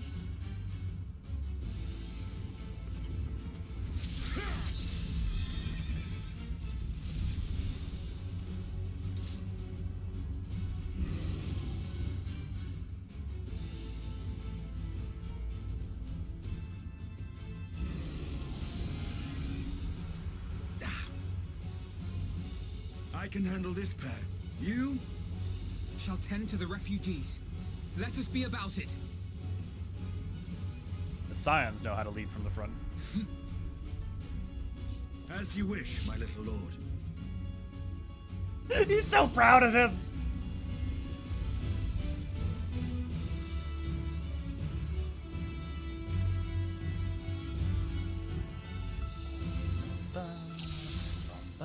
Oh, I forgot it's an. Oh, I totally forgot about this. I'll command the beast's attention. See to the wounded.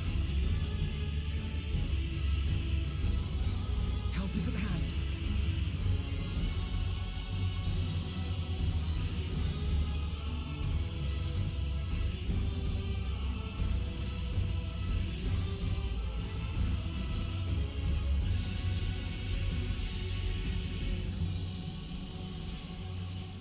Leave it to me.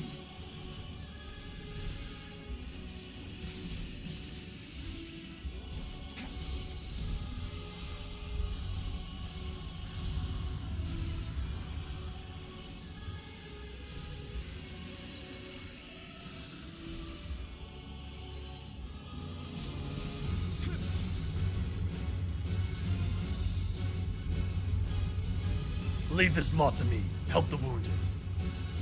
It's over! There's doomed! There's no hope! No.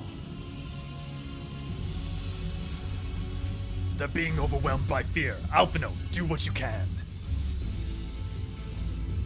Those who can stand, come with me.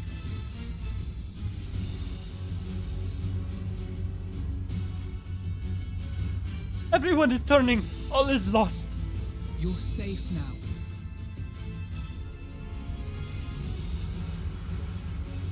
I love that you can see Fortunal in the background. Easy now. Now go. Deep breaths.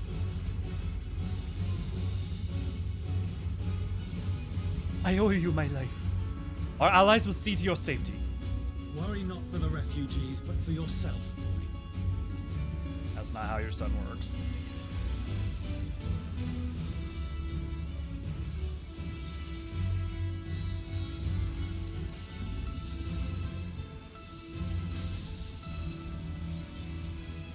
I don't like the look of that. Stay sharp. You take the lead. I'll provide support.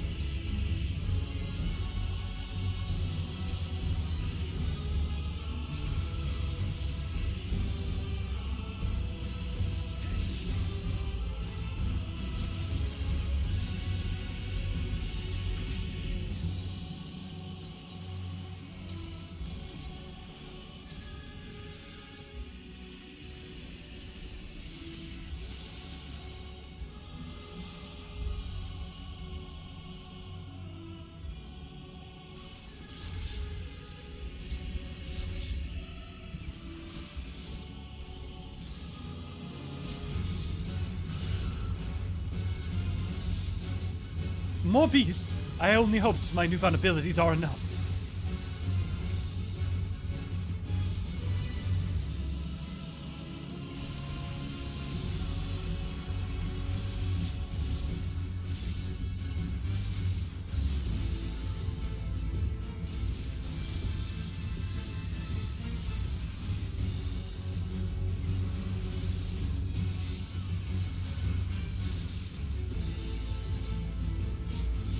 You're starting to get the hang of those things.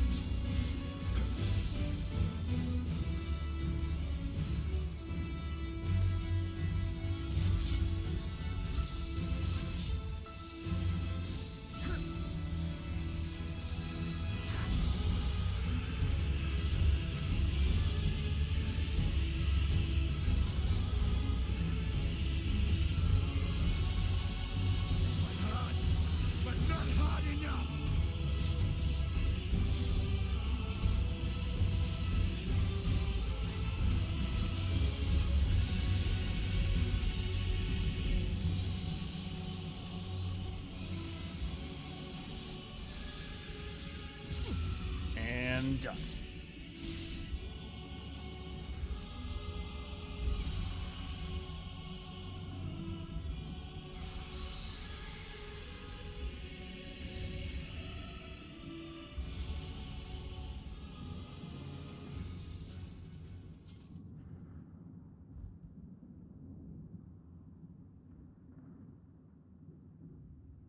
Help! Someone, please! What? That was Lisa's voice actor.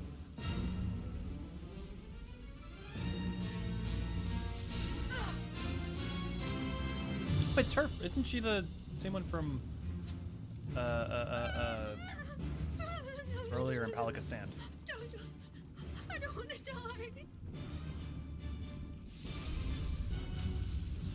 Go to the Forward! rescue! Let not a single fiend escape! God, I fucking love him. Wait, that's... Euless and the army. So, you've recovered then? In time enough to be of aid, for once. Oh, buddy. We can speak of it more later. For now, we must fight! To repay your salvation in kind, or with better! For Garlemald has her pride!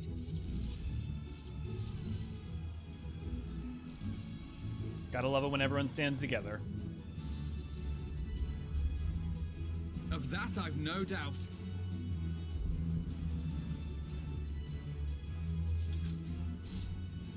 She does it.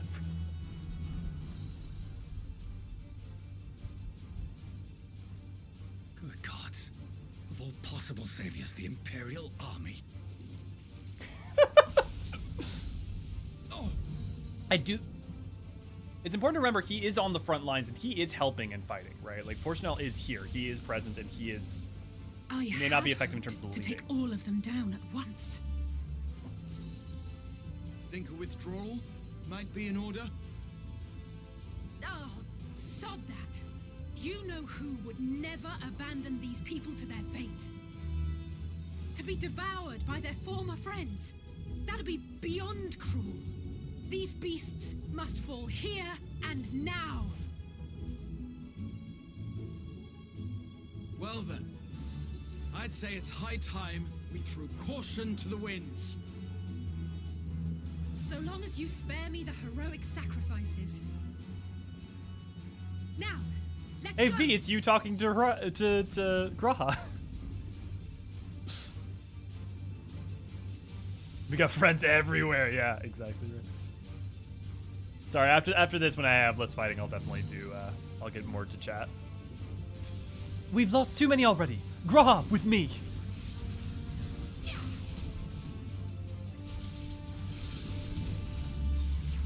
I don't know how. Okay, we got Vercure, we got spells. Okay, that's just Crimson Savior. Subject attack opposing target to all enemies nearby. Okay, raid wide. That's just my melee combo. That's just for okay. Is there no way to break the chain of transformations?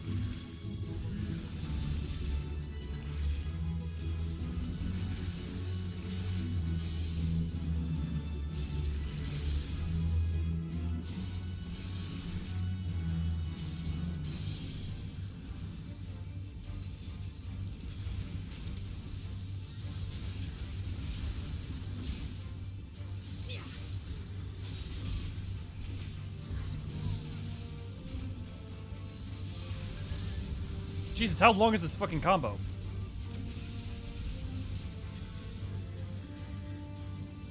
Okay, big boom. Save me! Oh, fucking motherfucker stopped his ass. Watch out, Alice. This one's not like the rest. I'm fine.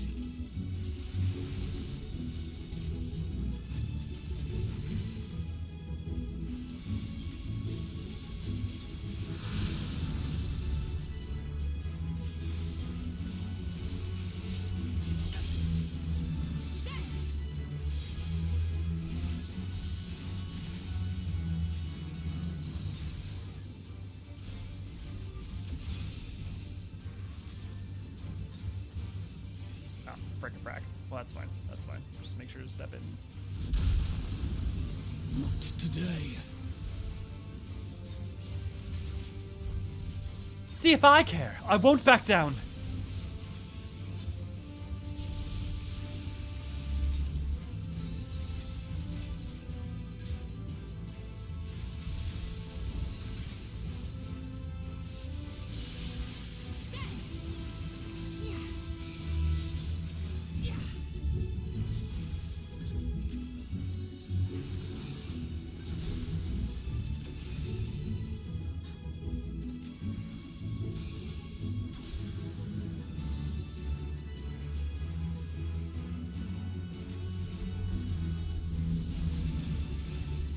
Now's our chance.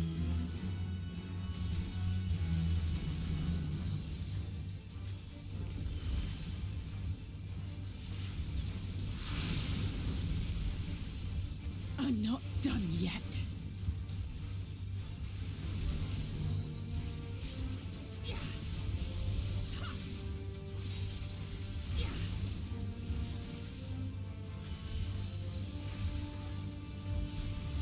None to worry about.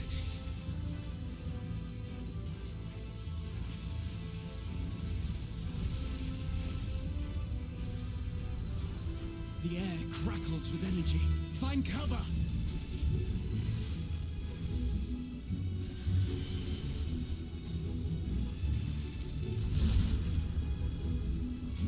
Oh, it's just like doing P9S. So that's where they got the idea.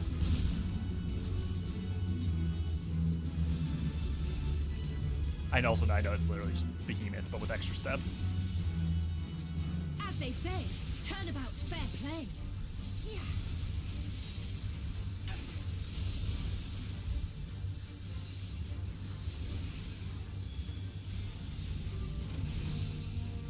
On guard.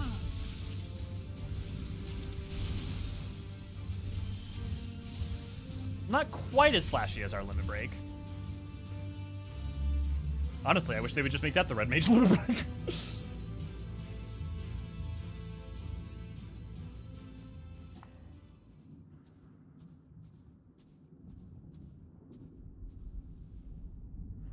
There's not the barest trace of ether. Maybe there really is no way to bring them back.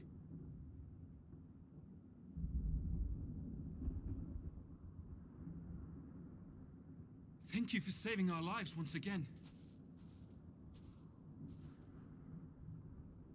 I remember you, from Purusha. You helped us there too, didn't you? It's Aaron Vault's voice actor. Ah, you're from Palaka's stand. I'm glad you're still in one piece.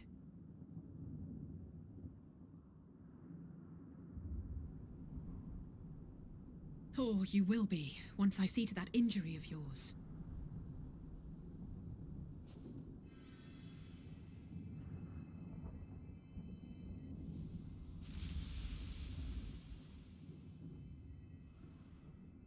Look out!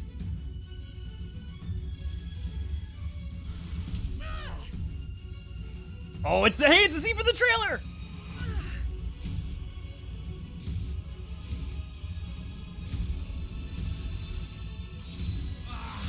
Yeah! Except for Graha! Fucking Paladin Graha! Get out of here! Quickly!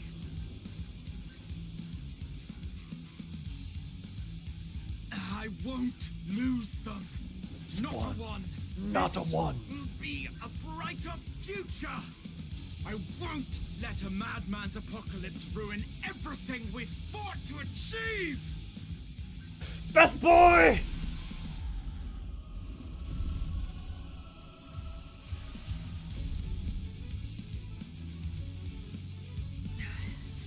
Get it together, Alizé. You're embarrassing yourself. And in front of Father, no less. You might never measure up to our champion.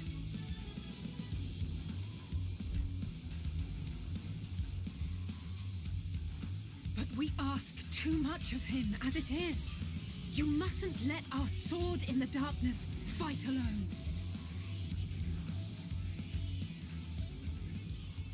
Speaking of...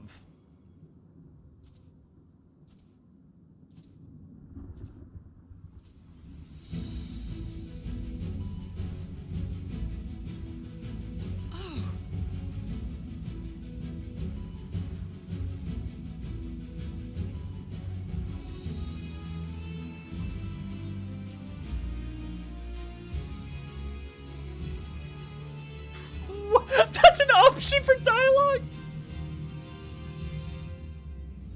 I'm back.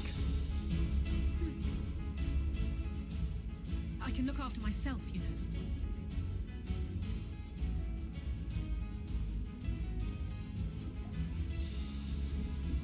Did well, Alice. Everything's in order, I trust?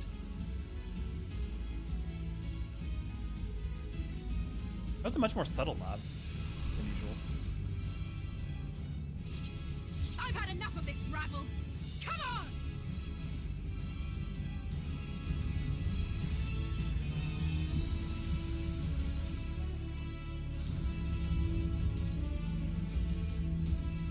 Oh, a trio for the ages. 2 paladins and a red mage, I'll take it.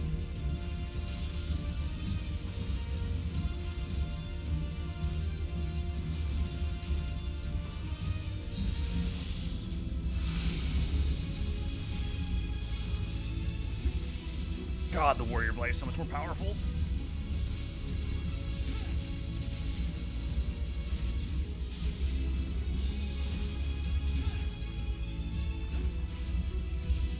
Always be casting.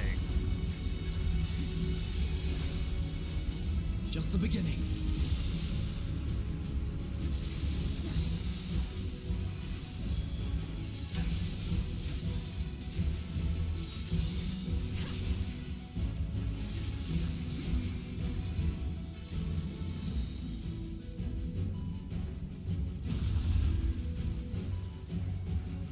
I had a feeling I'd find you here. This should be the last of the worst troublemakers. With me!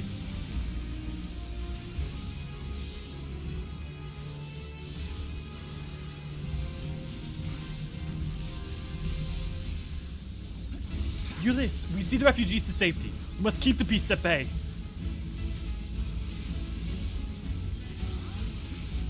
Oh my god, it's literally just Omega.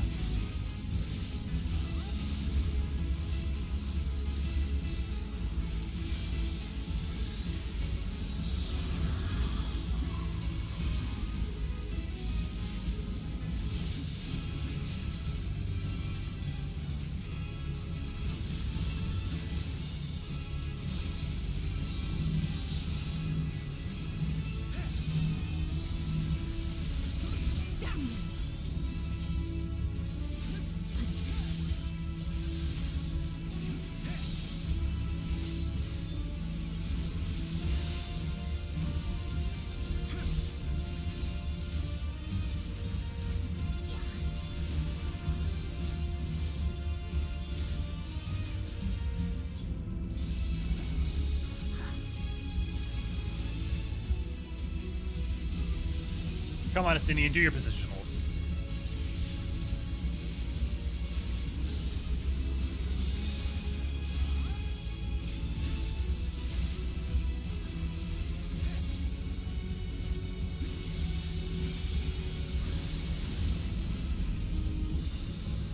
Leave the healing to me.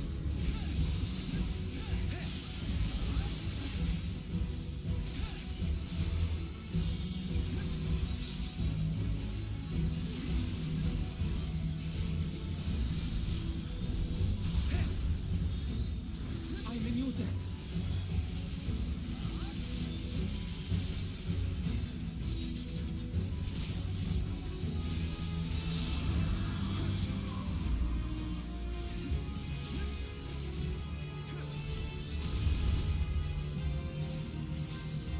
Now, where were we? Don't forget to use your arm's length and short casts.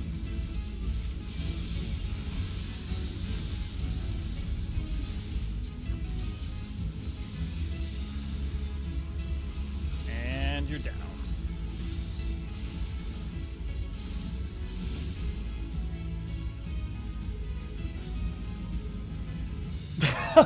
Great. As a true Dragoonist Indian, I always has true Darth. Umino! Good to see, glad to have ya. More than truth.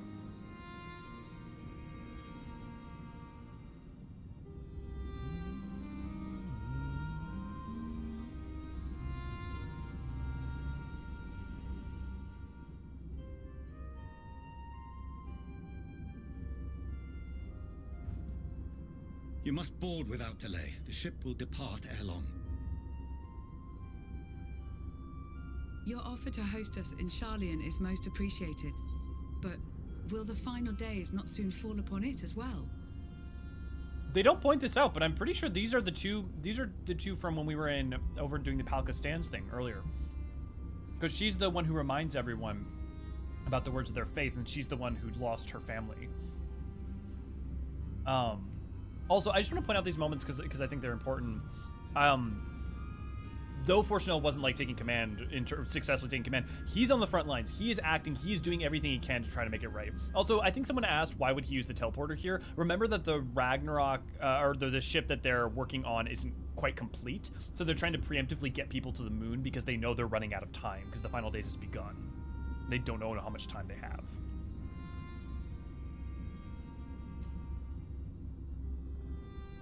Hey, at least you learned it, Infinite.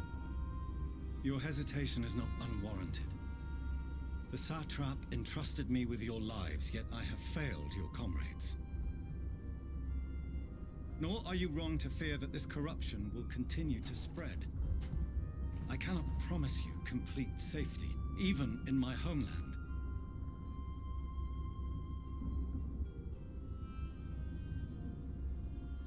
What I can promise is that I will do all in my power to protect you.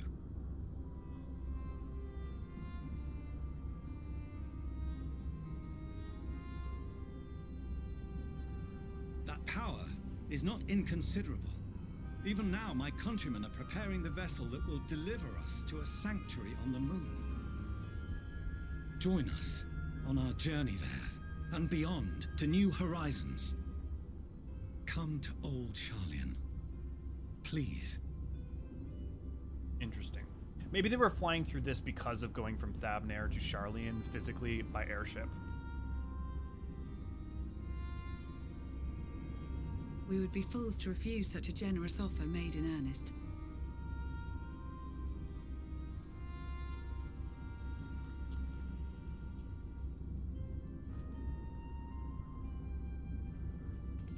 That or that Seems he was there's a trying new that planet destination. failed. The people of Radzat-Han have known too much suffering. The march to Garlemald will only bring them more, short though it may be. He is capable of learning. I quite agree. Fortunately, they have you to look after them. Yes. Well.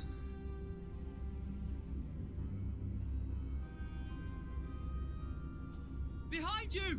Just there! Here we go.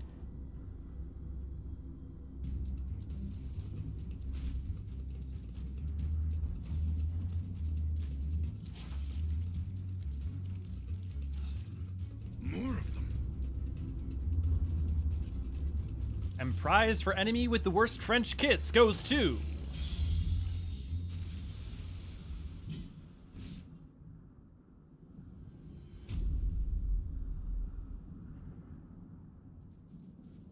He's arrived. Xenos! Here!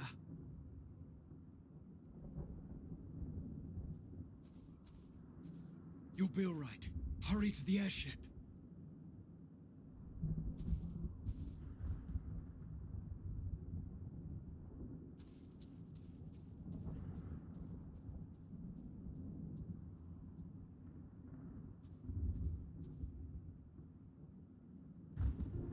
Is it gonna be... Why have you face come? down?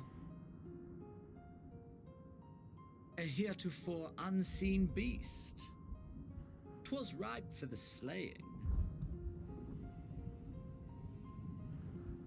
Poor sport, alas. Unfit to temper my blade. Oh, for the love of... You cannot still be on about a rematch. That is, and has ever been, my sole concern. It's a good discussion.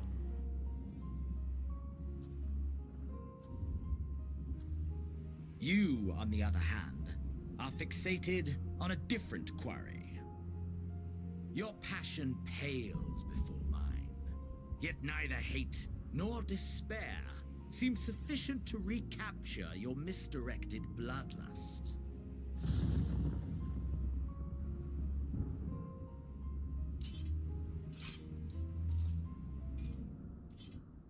So, I hone my blade, and I wait.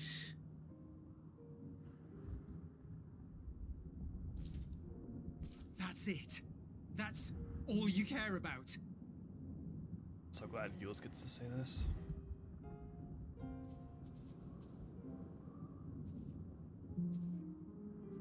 Garlemald is in ruins. Our homeland, the nation you rule, is as good as gone. Along with so many of its people. Not just soldiers like us.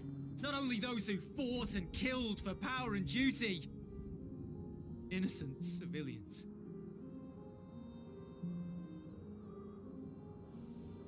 Murdered by their own flesh and blood.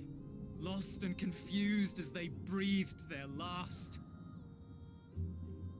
While we who survived with our lives and minds intact were left to freeze to death. The Eorzeans tell me all this was your doing! You slaughtered your countrymen! You did! For what?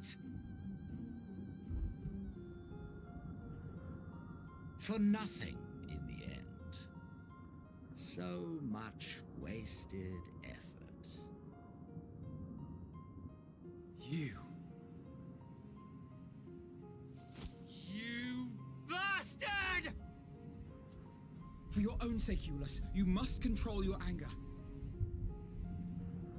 It will serve no one should it consume you and see you transformed.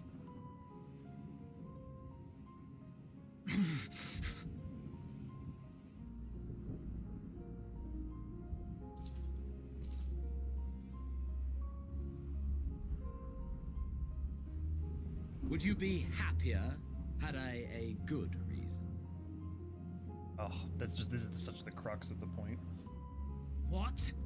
For Xenos. If my motives met with your approval, would you no longer resent the outcome?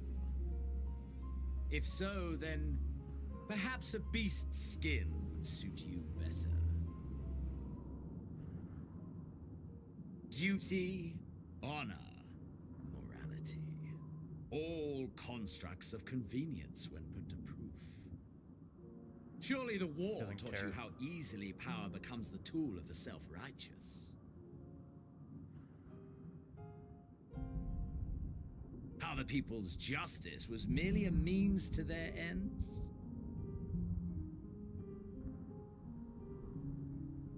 Yet you would ask me why. Ask any creature of this star and those above for answers, and they will tell you what suits their fancy. and they would be right to do so. What meaning there is to be found in the petty vicissitudes of your existence must be gleaned by you and you alone.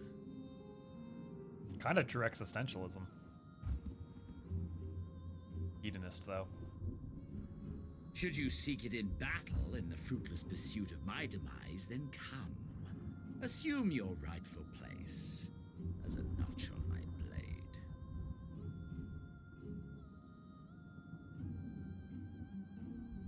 He's sincere in his belief. Give him that.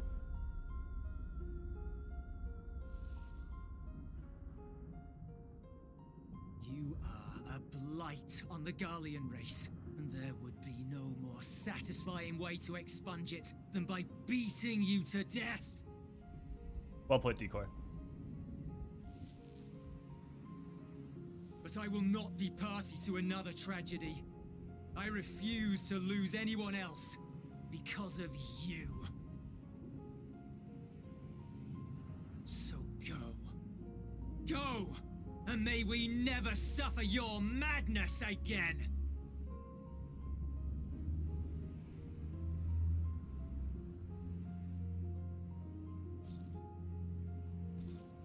Xenos!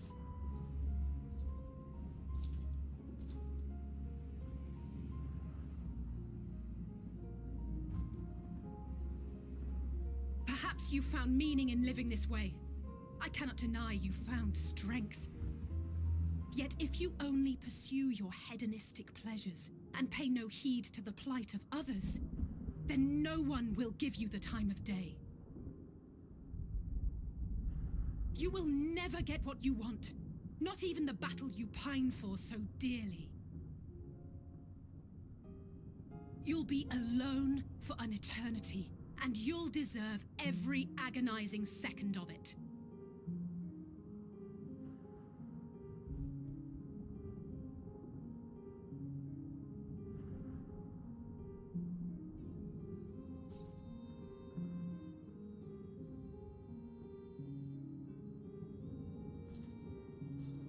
I'm not your false god. Yeah.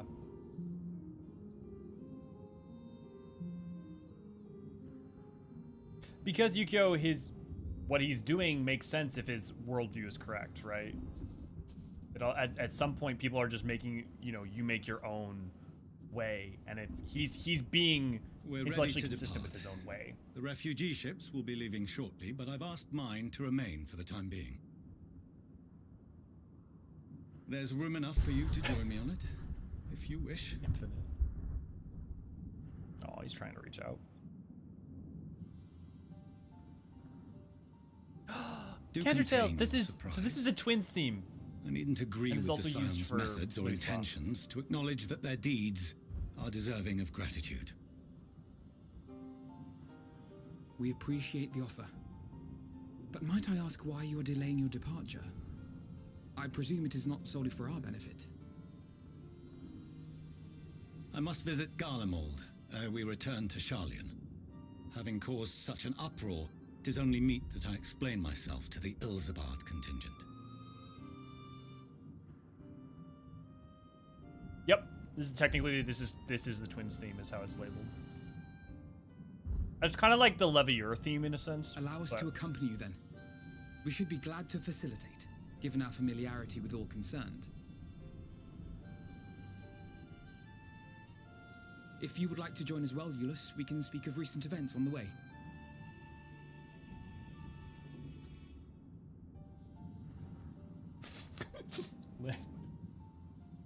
And the only reason I know that is thanks to our musical streams. Is like, I'm really appreciating how much I'm closer to some, like, not even like main themes, but small songs. You'll be after your seat on the forum next. God, I love Astidian. No stern word. He knows just exactly how to prod him. And Fortunel sees the truth in his words.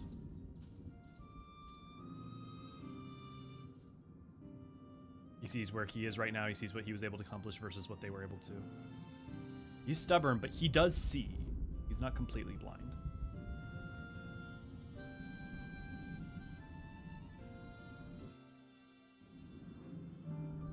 And again, like this is why I love Fortuno's arc in the story, because I every step along his way from 5.x to where he is at the end of 6.0, and even I would say like at the end point of his arc in terms of the role quest, the final role quest, like every step matters. Because if you just jump from when you first meet him at the end of beginning of Endwalker to like later on in Endwalker, like, and the steps between, and you don't think about the steps between, I feel like it seems like, well, okay, this doesn't count, this doesn't make, you know, it doesn't make sense, but it isn't as earned, but like it is, yeah. So he's getting good at goading the Levier men, yeah. Yes, okay, so time for probably the funniest scene in Endwalker. We couldn't save them all, but if we had arrived any later, it would have been a massacre. Things were looking bleak until you and the First turned up. Though there will be time later to discuss your journey to the First, there is one thing I must ask. Did you perchance speak with our friends in the Crystarium? I did, and I checked in with Lena. Lena and Becklug both warned me against overexerting myself. Strange that I would express such similar sentiments. Identical, in fact. But their advice is duly noted. That the final day should be manifest here too, after everything these people have suffered, is a fate cruel beyond words. Nevertheless, with allies old and new at our side, there is yet to be a reason to be hopeful. It's been a while since we last spoke. For some time, I was not myself. Lucy and the others told me what has happened that night, and about the events that took place while I was receiving treatment. It was only then that I realized the lengths that you and yours go to. I know I might never be able to repay you, but I'll be damned if I don't try. And most of all, I want to thank you, all of you, for everything you've done and continue to do for the sake of my people. At the very least, I am glad our own members are accounted for.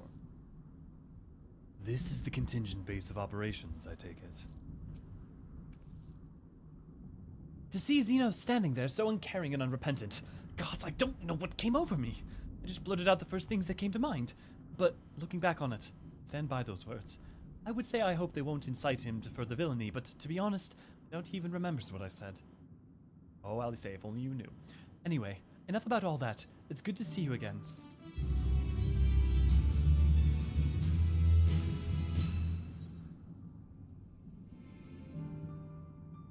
As Estinian, Amelia, and Slavier teasing team up would be monumental. Oh my god, that'd be insane.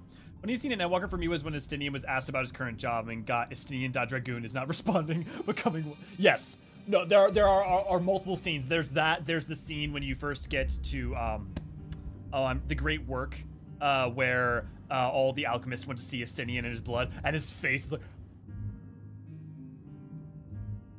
Or the, like, summoning, or the teleportation sickness, or... There are many good scenes. No major injuries then. Good. I briefed the recovered soldiers and sent them on their way as quickly as I could, but nevertheless feared they would not make it in time.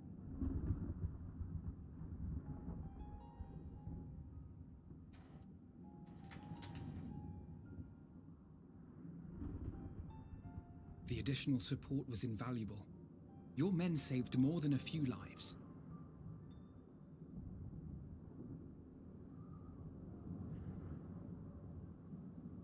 Though not all, I regret to say.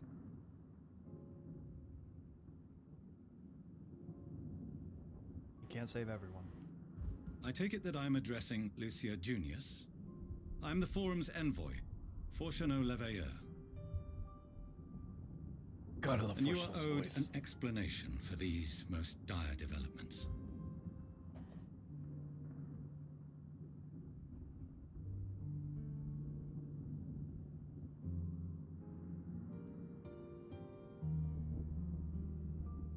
Another trial wrought by the final days. I was beginning to suspect as much. You doubtless feel some consternation having been forced to abandon your original plan. But trust me when I say you were right to send the refugees elsewhere. Beasts have been sighted within the capital. Perhaps it was a stroke of grim fortune that the population was decimated beforehand, as they've yet to appear in any great number, but in time. In any case, Maxima leads the remainder of the contingent in an effort to cull the creatures and evacuate the populace as we speak. Once the airships have taken to the skies, I pray your men can be persuaded to join him. you'll permit us to retain our weapons. I wouldn't have sent you after the Scions were I expecting you to stab them in the back. Trust. And I, for one, would not consider past transgressions more relevant than future contributions. Regardless of the circumstances that saw us at odds before, we need men of courage now, more than ever. Break the wheel. Forge a better way forward.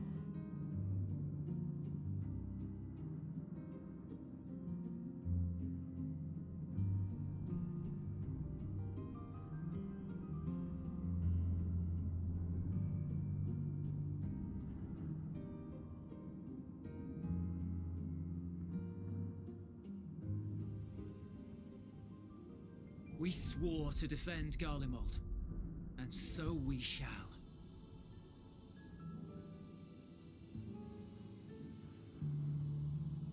It seems you have everything under control. You will excuse me then, for mine own duties await. A moment, Master Fortuneau. You did desire to express your appreciation for services rendered, did you not? I did. Though if you intend to again ask that Sharlayan alter its course, you will find my gratitude insufficient. 'Tis nothing so onerous. I wish to hear the details of this grand endeavor of yours.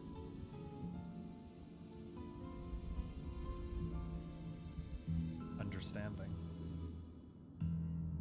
Do you swear to listen and to learn, and not to embark upon some scheme to impede us? I swear.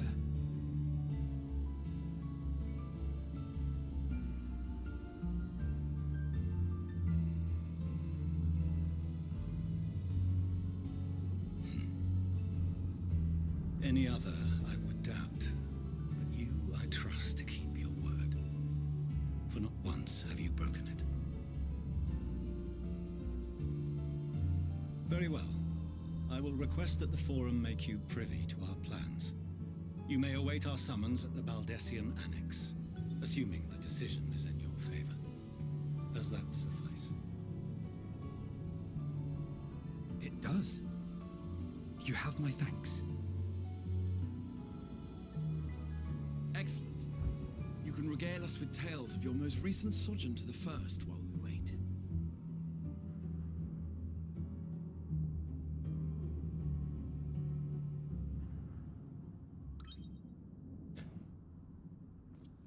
Oh, I forgot. Sorry, this isn't the funniest Here's scene. something This is the just most now. horrifying scene in the entire game.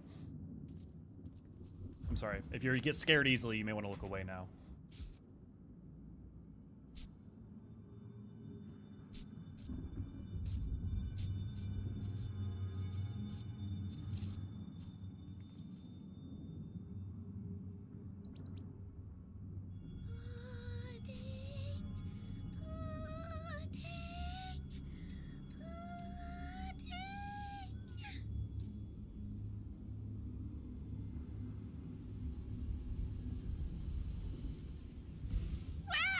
Where is this star's blasted pudding? Yeah, exactly, A3.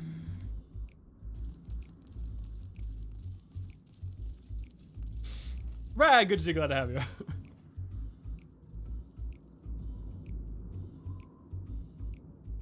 Euless just has his mouth open in the may background. banish even the darkest night, and to this bitter clime bring warmth and comfort.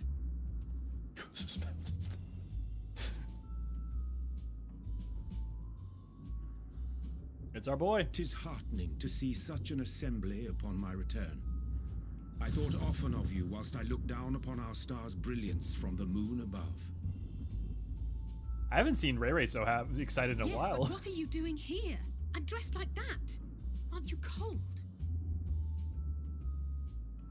Verily, I fear for my health should I proceed to expound upon our purpose ere I procure more suitable garments. Then allow me to summarize.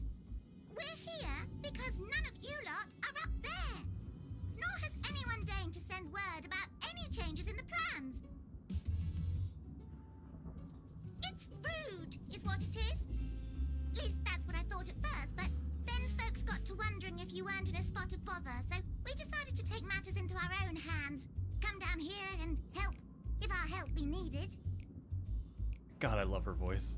So she says, but it's also something of a convenient excuse to visit Aetheris. Eorzean made it sound absolutely marvelous. More so before the impending doom, but still.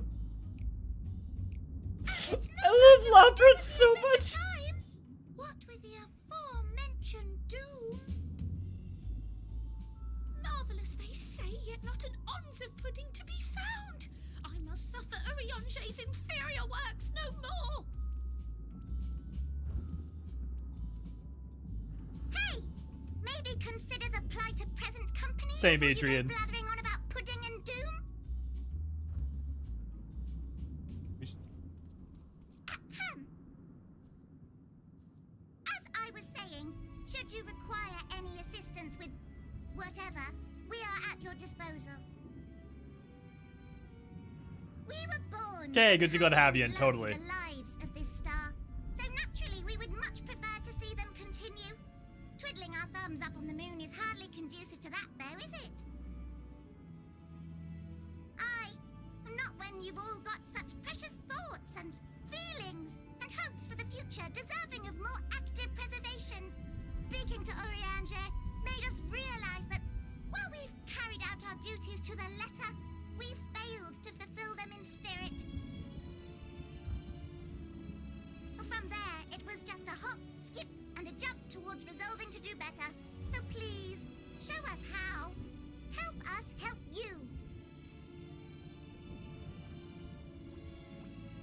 This scene is actually really important in terms of giving you a moment to breathe. Forgive me. Also, right, Force doesn't. But are they? He doesn't know. Thy distant collaborators, indeed. Hail, fellow. Well met. You'd be a member of the Forum, would you? It's an honor and a pleasure to meet you at last. I just want a clip of the Hail Fellow well met, and you send that to people. Hydaelyn's right paw. That last bit is very important. As am I, if I may humbly say so myself. I bid you welcome to our star, Livingway. On behalf of the Forum, I thank you for traveling such a distance to meet us. As you have surmised, preparations for the Exodus have not proceeded as smoothly as we had hoped. I should be happy to personally escort you to our headquarters in Hydaelyn, where you may advise us as you deem fit.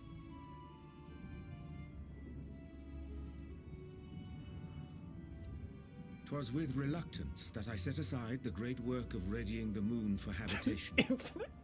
Be assured that You're I so did right, Infinite, that is only exactly after the it. Loperids made plain their earnest desire to come hither, and I myself felt a growing certainty that their contributions here would prove invaluable.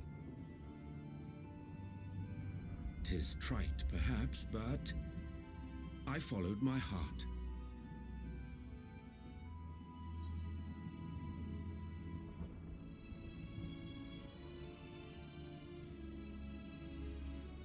It's good to have you back, Eorzean. For a time, at least. Nevertheless, 'twas worth the journey to find present company well. Wilt thou attend us at the Forum and lend thine own wisdom?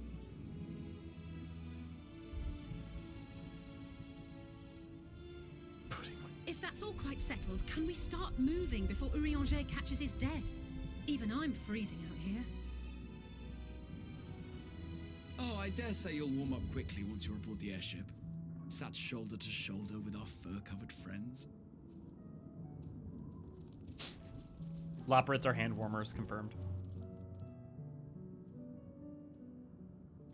So I think that scene's actually really... So I love... Lynn, I love that trope when done well. But I think what's actually really interesting about that scene, if you notice the, like, sincere part of it, at the end of it, happens, and then there's a beat where it gives a second for that scene to feel like it ends before it moves into the next scene, which I think is really important because it makes it feel like it's not just like, oh, we went from serious to like using funny to undercut it in any way. It feels like the scene is shifting and then it feels like a new scene, even though it's still within the same cutscene effectively. And now this different thing is happening. and then it's immediately a joke. So even though it's like slightly scary, it's immediately like, wait, what's going on with the Loporrit with Puddingway? But immediately they have like Elio, you have the Warrior of Light do like a blink that's like clearly like a comedic blink. So it doesn't.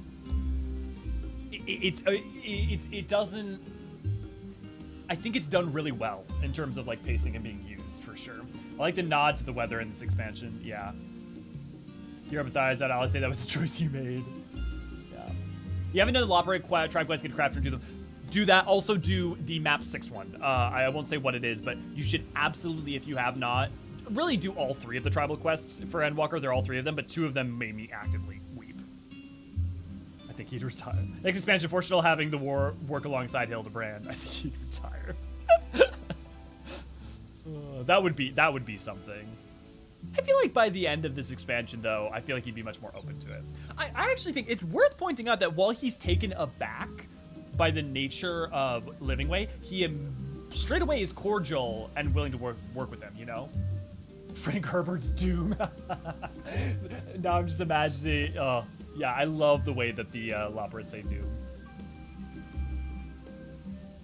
FF14 definitely has emotional sincerity in spades, absolutely, but also has comedic moments, you know, and I think I think one of the things that was really interesting about 16 was the lengths to which that game went for a grounded realism that didn't have as many idiosyncrasies, didn't have as many quirky, and the level to which I actually was surprised I missed that, because usually an overabundance of quirkiness is annoying or undercuts emotion for me. So it's very interesting to where this. Also, I'd like to point something out that, based on an earlier discussion, and I won't go further into it, but if you find Hermes or Emmett selfish, not for their outcomes, but for their motives, technically speaking, Clive is also selfish. Interesting note. But we won't talk about that because it's not a 16 stream.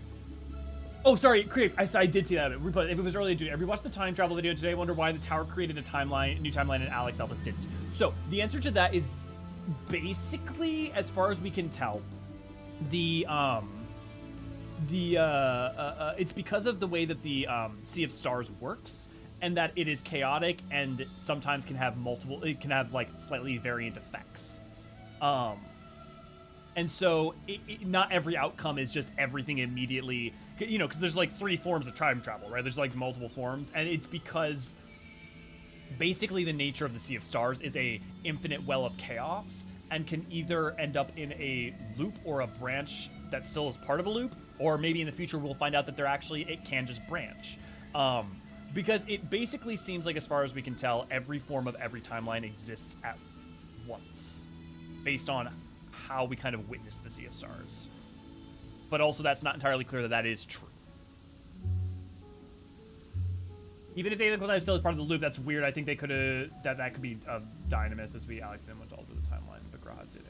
I don't think it has anything to do with Dynamis. I think Dynamis is completely irrelevant to that. I don't think it's about energy. I think it's just the nature of the Sea of Stars is an infinite well of chaotic probability. I think that's really the root of it.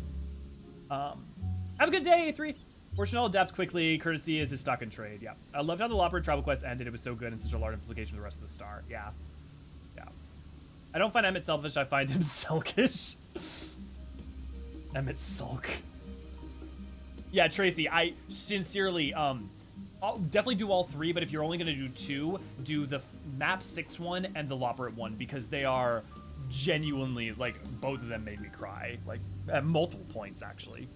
Literally just the music from map 6, the map 6 one made me cry. And I'm pretty sure there's a stream of that happening.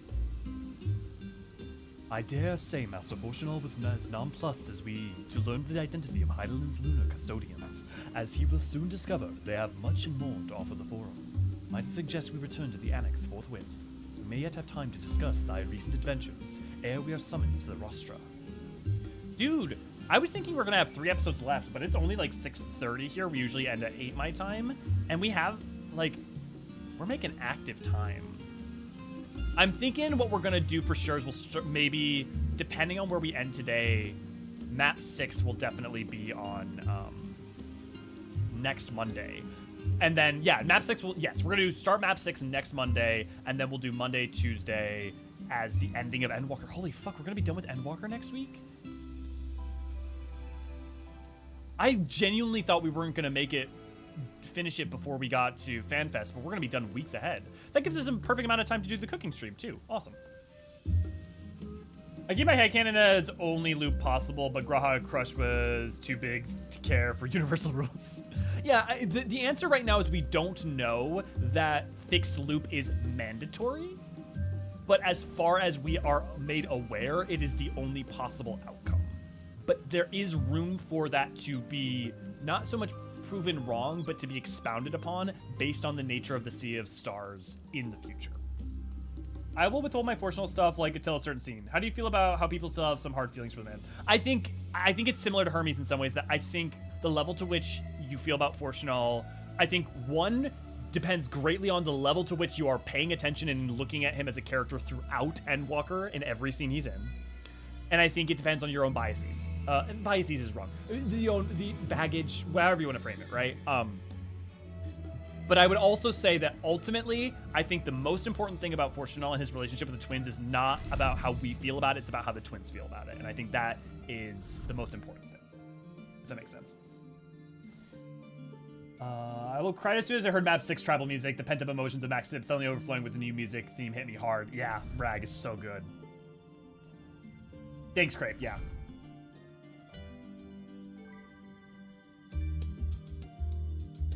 Yeah, Lynn, that's a great way to put it. I think Orca Sodra is one of the, like, it's definitely in the top half and probably the top third of all tribal quests, but it's, like, not on the same level as the other two. Welcome back, Elio. Ready for a nap? Actually, no, I just need to walk in. I got so used to talking to Ojika.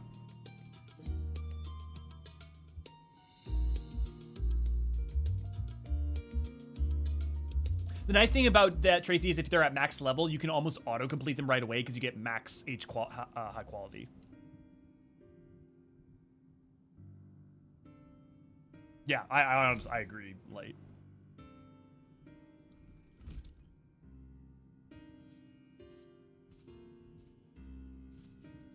For sure, Ray. Because that's the finale of his story. Like, if you don't do the final for Fortunal's rogue quest, you are kind of missing on his finale, or at the very least, his epilogue.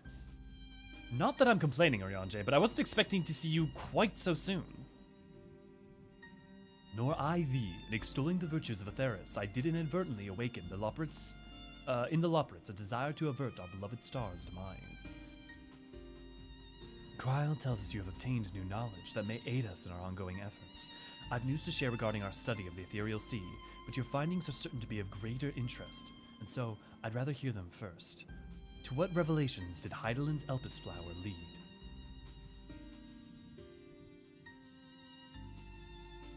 I have a lot to tell you. First and foremost, I returned back in time to Elpis.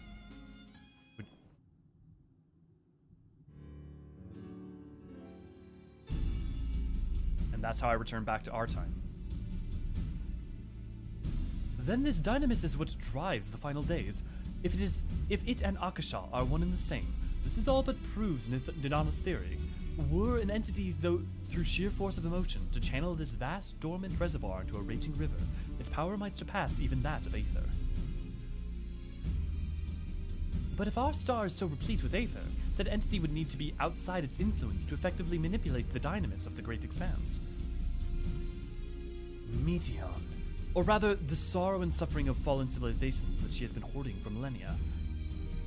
Untold anguish and fear and hatred drawn from every corner of the universe, all for a single purpose, the destruction of Atheris. Then our foe is no longer some unknowable calamity. We have but one aim, to defeat Meteon. You make it sound so simple, but you're not wrong. Vanquish Meteon and we deliver the world from the final days, but to even attempt it, there are two conditions. First, we must determine her location. Before Meteon escaped, an enchantment was placed upon her by Vinar, the woman who would become Hydaelyn. The implications of temporal magics are not entirely understood, so we cannot assume that our Hydaelyn and the Vinar you met in Elpis are one and the same. Nevertheless, due to her intrinsic qualities as an all-powerful being, I'd wager that Hydaelyn possesses the knowledge we seek. Whether she would share that knowledge with us, however, remains to be seen. After all, she intends for us to flee Atheris, not to stay. Do you suppose she has abandoned her pursuit of Medion? The Vana I know would never give up. That's my impression too. Otherwise, she wouldn't have used me as a conduit for her will, or provided clues such as the Elpis flower. I believe she has been waiting for mankind's answers to Hermes' question.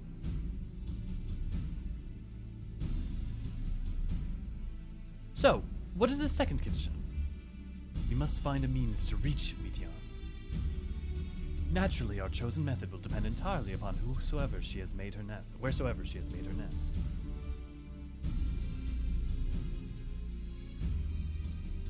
Then communing with Hydaelyn must be by necessity come first. Did you and Master Matoya have any luck with your investigation into the Ethereal Sea? Sadly not, though we enlisted the help of Arnvald and the other Echo-blessed allies. Clarification, definitely Echo-blessed, and that there's multiple of them. Which we knew there was multiple of them, but specifically Echo-blessed. We couldn't detect so much as a whisper from Hydaelyn, even from within the Anti-Tower. Master Matoya is of the opinion that in the years since abandoning it, the Forum has found some other method of receiving instructions from Hydaelyn. If so, it would most likely be some form of apparatus for observing the Ethereal Sea built closer to home.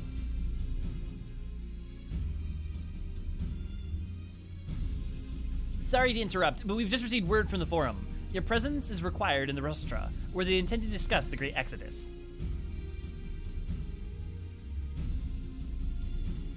Father was able to persuade them. They are finally taking us seriously. Let us hear what they have to say. I love the dwarf ones, but in my personal Lala preference. No, dwarves is definitely on par Infinite. It's just, that one is, like, emotional, but it's way more funny than it is, like that one didn't make me cry, but it is definitely one of my favorites, no contest. I can understand everything Fortunal did, but I still don't forgive him how he treated the twins in the first cutscene with them. Yep, exactly, Grape. So, like, for instance, I do, but that it's like, if you can understand all that, whether or not you can forgive him, I think comes down to a lot of personal stuff. But yeah. I heard someone describe Back to the Future's rule was you could change it, but the timeline was sort of lenient about it, so take your time. Might fit 14's rule too, so it kind of works out. So no, so the way 14 works, and I have an entire video on this that I put out, the most recent video we put out. So far, in the way that 14's time travel works, everything is part of a fixed loop. If you change something, it was already going to get changed. You don't, if you change something in the past, you already changed that pattern. In Alexander's case, it was already always a fixed loop. In the branch timeline of the Crystal Tower, well, the problem is that in Endwalker, we go back to Elpis. If we don't go to Elpis, Shadowbringers does not happen, and Vana does, and we're not informed of the things that happen. Hydaelyn does not know to save Ardbert. Like, multiple things in Shadowbringers literally cannot come to pass if we don't go back in time to Elpis. So Shadowbringers is part of the fixed loop that is part of the loop that is in Endwalker. So there's no, the lenient, it's either, it's always changed or it branches. And as far as we know, branches are still part of fixed loops, but there's a possibility that they may not forever, that you could have a branch that is not part of a fixed loop. We don't know for sure. But it is always, the change is immediate. Very end of his arc, yeah. I returned back in time to Elpis. Also, Elpis used to be a place. Yeah. It's like you aren't supposed to be able to change the past, but you can, but you shouldn't. But you don't change the past. If you don't go back in time to Elpis, you never go to Elpis. So it's just a fixed loop. We did not change anything in the past. Everything that happened there already happened. Because if you do not go to Elpis, Elidibus does not know to send you Elpis. Hydaelyn, Vana does not know the information that she does to make you the Warrior of Light in the first place. She does not know about the convolution of time that she tells you at the beginning of Endwalker. Shadowbringers can't happen. I mean, literally the entire, all expansions can't happen. Yeah. Okay. Thank you, Ray Ray. 'Twas Hydaelyn commandment that in the event Zodiac should perish, the Loporrits were to deliver the people of Atheris from harm. Without be limit of their duties, that I possess knowledge unparalleled of the great expanse and the means of its traversal. Should they be persuaded to assist in our efforts to reach Medion, we would do well to heed their counsel. But Degrad, she had changed the past as we were supposed to die originally, so that meant we didn't always survive in the loop. Well, so that's a branch timeline. So that branch, so the 8th Umbral Calamity timeline is still existent. So if you go read what an Unpromised Tomorrow, I think, short story, we have a reading of it that you can go check out as well. We know for a fact that when the timeline branched because of Grahatia traveling with the Crystal Tower to the first, the branch continues to exist, but that branch and everything in the 8th Emerald Calamity timeline has to go down in order for Shadowbringers to happen, the first to be saved, us for end up there for the Arbor and all that stuff, and us going to the first has to happen for us to go to Elpis, and us going to Elpis has to happen in order for any of that to happen in the first place. If you don't go back to Elpis, like Hydaelyn wouldn't have drained herself saving you in Praetorium. Yeah, if Hydaelyn wouldn't have even existed, because Vana wouldn't have even known.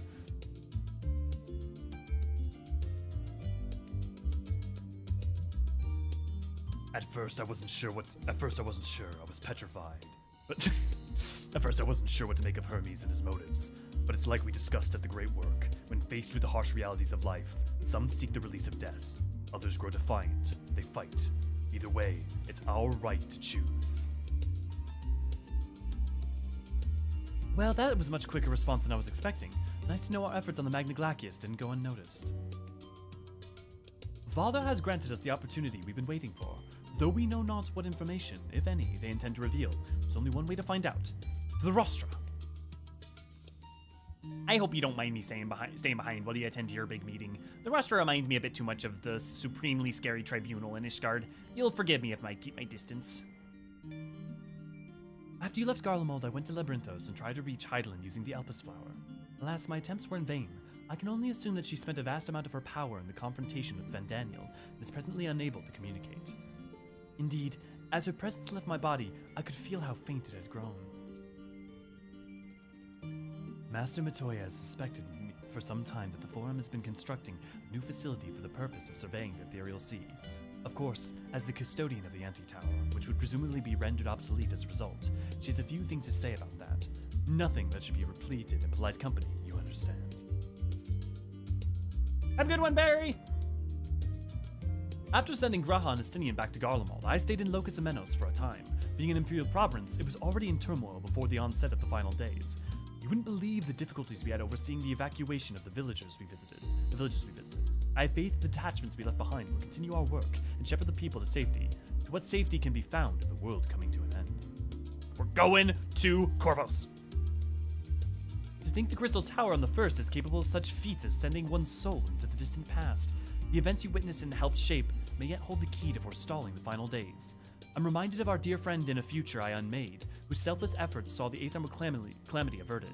In this timeline, at least, too much has been sacrificed for us to abandon Atheris now. It's interesting, he says unmade, but we know that that timeline continues to exist.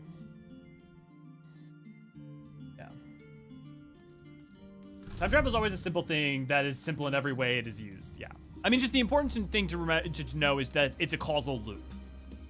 All events require each other to happen. And the derivation from them, that there is no derivation from them within the loop as we know it. And if there are derivations, they can create branches. And as far as we know, the one time that it has created a branch, that branch was still a part of the loop.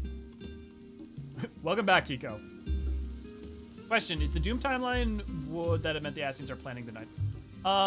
Yes, probably. Yukio, to answer your question, the Ascians would still potentially be considered trying to carry out their calamities. We don't know. We just don't know the ultimate fate of that timeline. We know that the 8th Umbral era lasted for like 200 years in that one, because it only seems like the 9th Astral era might be starting by the end of it when Midgard Summer awakens. Weird question. Does Reen have her Oracle powers still after Endwalker? Great question. I feel like I'm not remembering where. I feel like there is a comment on this made by someone, maybe if you talk to Reen after Endwalker. The forum is in session, and as such, the rostra is closed to visitors. What about to very old friends? What are you? Oh, Elio Forsran, a scion of the 7th Dawn. Very well. You may wait in the corridor. Of course, entry will only be permitted on the condition you leave your armaments at the door. Lest you forget, the sacred institution holds rational discourse in the highest. The implements of war are expressly forbidden.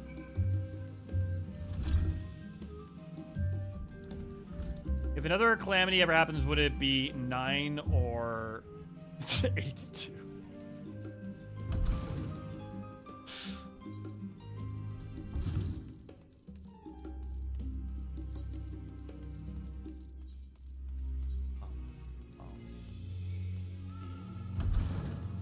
Far away.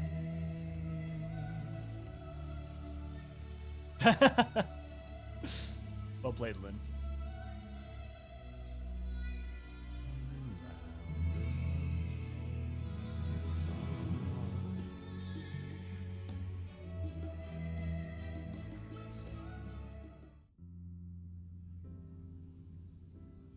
I don't think that the Charlene works like Ishgard in that regard.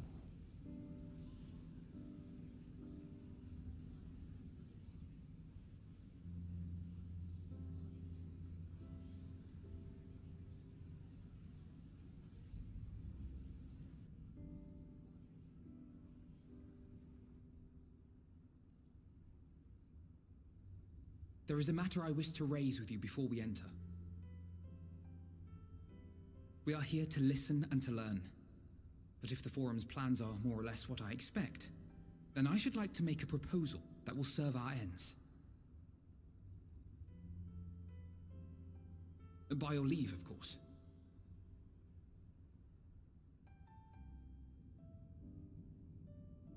I don't see why not. Your words and wits have gotten us this far. Agreed. I will present our queries so that you may consider the most advantageous way to advance your proposal without distraction. Thank you, everyone.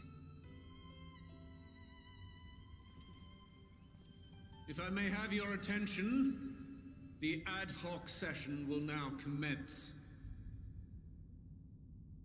The purpose of today's assembly is to brief the Scions of the Seventh Dawn, at their request, on the Great Exodus. You may enter. The answer is yes, Lynn.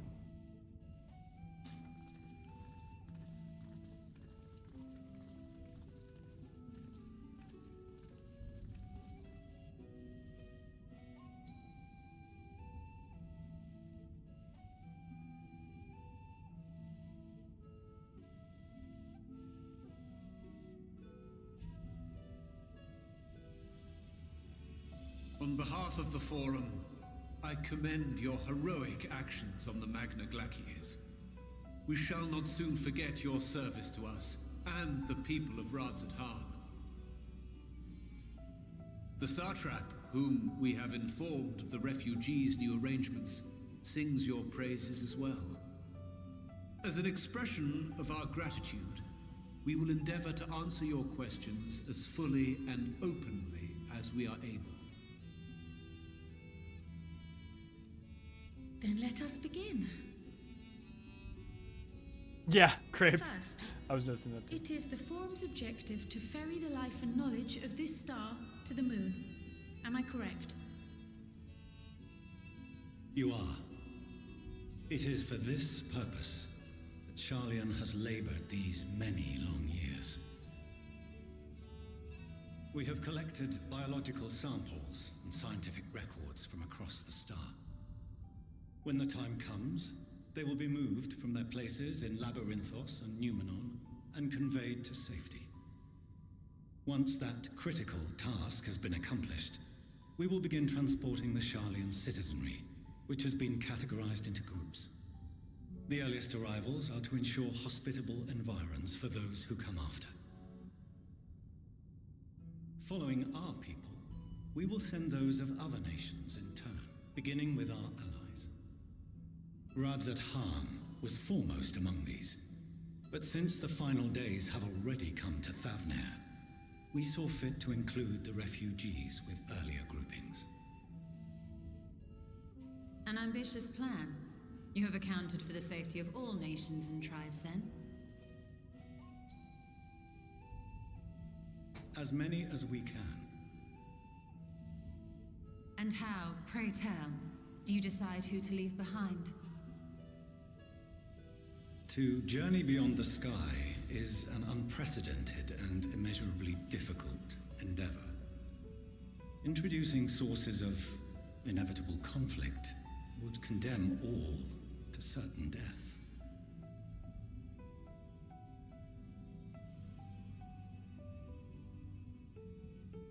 Questions as to the validity of that approach aside, are your plans proceeding apace? We're under the impression that your primary means of celestial transportation is incomplete.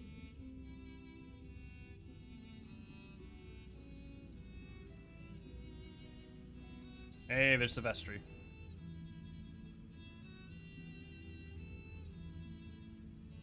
If only in that it does not meet our optimal parameters, that is correct. This Ark, as some have taken to calling it, is fully operational and could be launched even today. However, the final days have progressed more quickly than we anticipated. At present, the ship is incapable of attaining speeds sufficient to meet our evacuation targets. Should we put the vessel into service, as it is now, we will be unable to travel to the moon and back quickly enough to complete the necessary number of trips. Precious lives and knowledge will be lost. Seven hells. Is there anything to be done? The ether burner, the primary means of propulsion once the craft is in the space between stars, is undergoing testing to determine whether it can be made more efficient. Though cargo is being loaded for the initial phase of the Exodus, we are prepared to continue our experimentation up to the day before launch, should it prove necessary.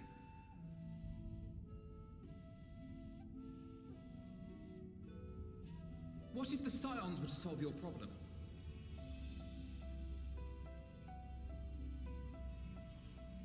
We shall help devise a means to improve the ether burner's efficiency, on 2 conditions. If we succeed, you must allow us to meet with Hydaelyn.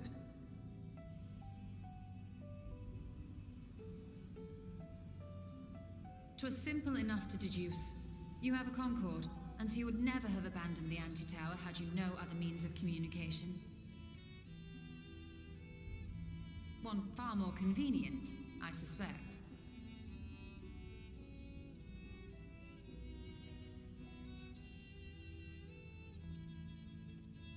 The second condition, also to be met upon our success, is that we be permitted to propose another use for your Ark.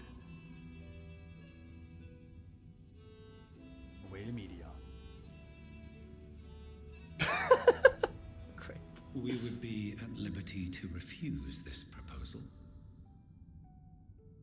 Of course. If we cannot prove its merit to the 99 here, who are we to stake on it the lives of all peoples of this star? And to all y'all's points about Hermes, that's the difference, right? That's what's different about it. Delightful as always, Master Alfino. God, I love Monty Shane.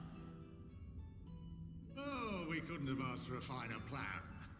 Allow us to solve this complex engineering problem of which we were entirely unaware until moments ago. What could possibly go wrong? The satire writes itself.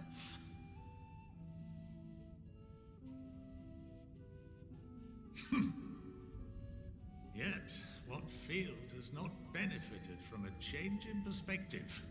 When we are at wit's end, what we need is not the same dry theories recited ad nauseam, but fresh inspiration.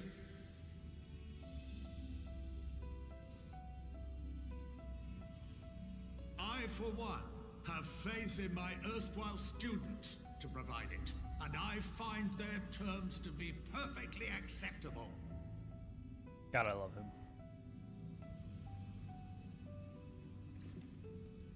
Order! Order! We have no time to waste on debate. I call a vote. All in favor of agreeing to the Scion's terms?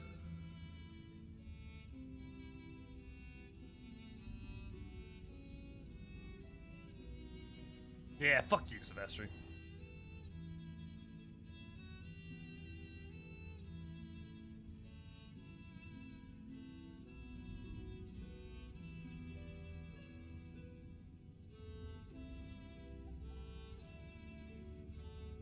71 in favor, 28 against. The ayes have it. Fortuneau, as the architect of this project, you are the best candidate to show them its current state. And bear in mind that regardless of your personal misgivings, this is the will of the Forum.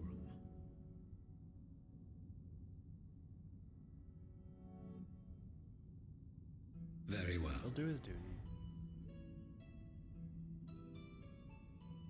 I call this session to a close. Return to your tasks with urgency.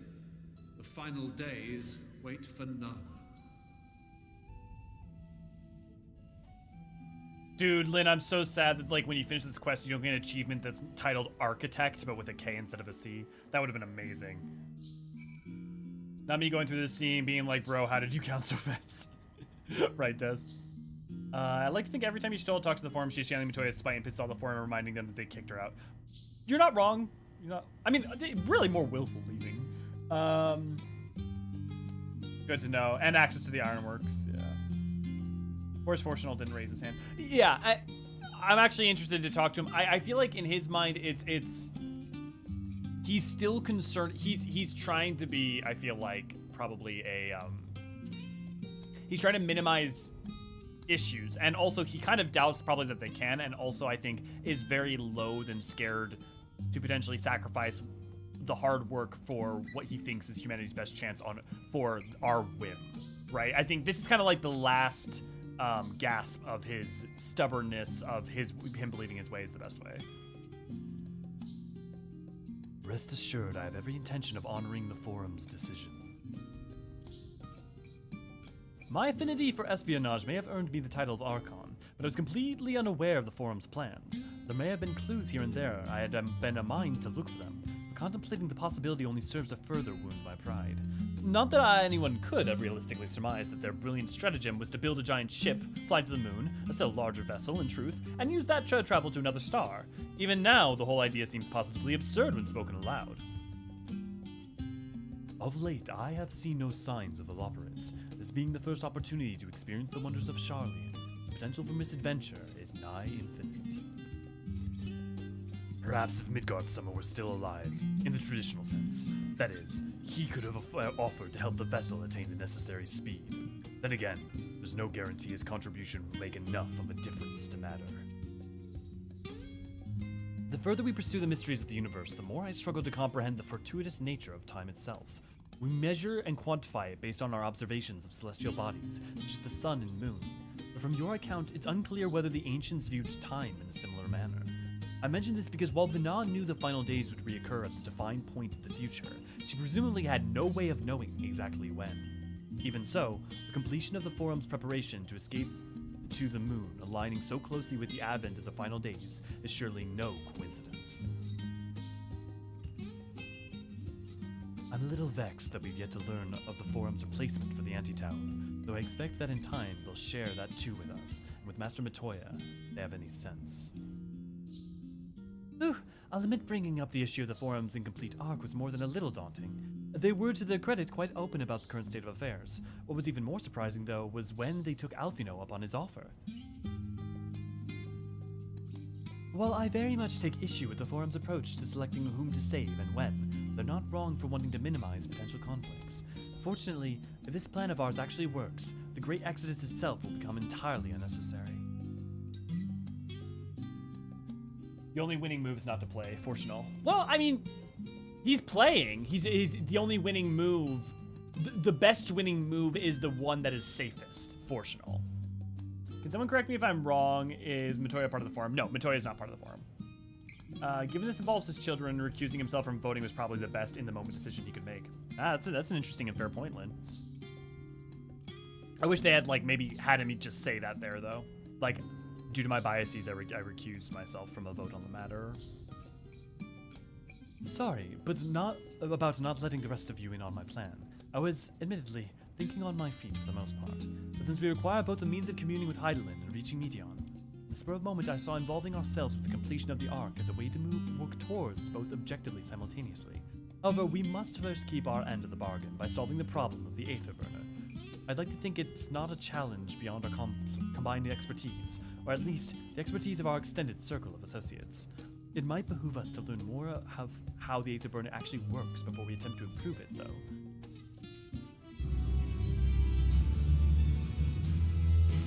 Save anything is what he's trying to. Yeah, in his mind, the it's what's the term? Not minimalist, not stoic, utilitarian, right? Like he's just very utilitarian. Just like, what is going to save the most amount of people with the least amount of harm, the most with the safest likely outcome of success. You know, he's unwilling to believe it can be better. As instructed, I shall take you to see the Aether Burner. Meet me outside the Archeon. I trust you can make your own way there. So the Ark is being built in Labyrinthos. Oddly surprising. Where else could they conceal such a massive undertaking? Oh, at this time, I guess since we're a good ways in, if you'd like to support us on the channel, you can support us by joining Patreon. You get your name in the banner above my head, as well as the end credits of videos when we put them out. You can also give us $1 here, get Archon status, and get access to all sorts of fun emotes, and get your name in the green. Obviously, you can just boop the like button, the usual goodness, or any of that other stuff. I mean, just even watching stuff also helps us. And if you would like to join our Discord, you can join us at discord.gg/Eorzean where we play a lot of different content and do stuff together in 14. And sometimes other stuff. And then, oh yeah, if you'd like to join our FC, we are on Crystal Curl, and anyone is welcome to join our group. The Scions are trying to save everything, yeah. They're saying they'd rather take a risky option that might save everyone rather than the safe option that's going to sacrifice many.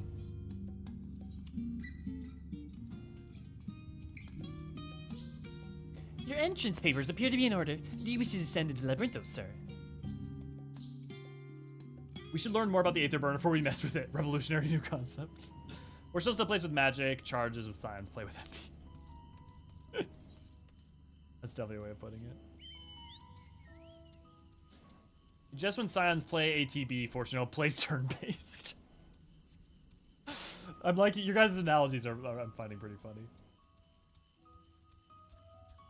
I'll lick the like button. I mean, I can see anyone with sound mind risking everything on a gamble, even if it's the Warrior of Light. It depends on your philosophy, right? It depends. I think it super depends. Like, is it better to save everyone or no one? Or is it better to 50% you save everyone, 50% everyone dies? Or 100% half of everyone lives? What's the best outcome? And, you know, at the end of the day, I think it just depends on what you believe. I think it's kind of back to Xenos' whole point, right? It's like people, like, what do you choose? What is the whim? What is the like ideology? What is the sincere, earnest belief that you know prescribe to? And for all your justifications, at some point, you know, you have to go with the fact that the reason you stick by it and the reason you believe it is because you choose that the justifications are good enough, right? He also thinks taking Hydaelyn's single plan in this escape. He's taking Hydaelyn's single plan in this escape, not some backup options you set up. That alone makes it seem like a crazy risk. Yeah, totally, Decoy. Like button boop. Thank you, Kiko. Yeah, thank you, Lynn. Oh yeah, Ray just posting the links for all that good shit. Thank you, Ray. We did the same thing with saving Estinian instead of killing him. Everyone knew it was easier to kill him, and Nidhogg and Estinian wanted to be killed, but we took the hard path to save him. Yep. But we also risked Ishgard's existence in so doing, right? Whether an Exodus is even a viable option given the state of other stars. Yeah, well, it basically an Exodus buys time. It would be successful, but it only buys time ultimately, right? Based on the nature of Medion and how that's all working. Normally I would say 100% to save as many people as possible, but I don't think the Forum's plan would have worked, so I'm on the board with the Scions. Yeah. Well, the Forum's plan would have only bought time, right? Like, ultimately, they still would have had to go flee to another star, and then flee to another star, and then flee to another star every so often because of the nature of the Song of Oblivion.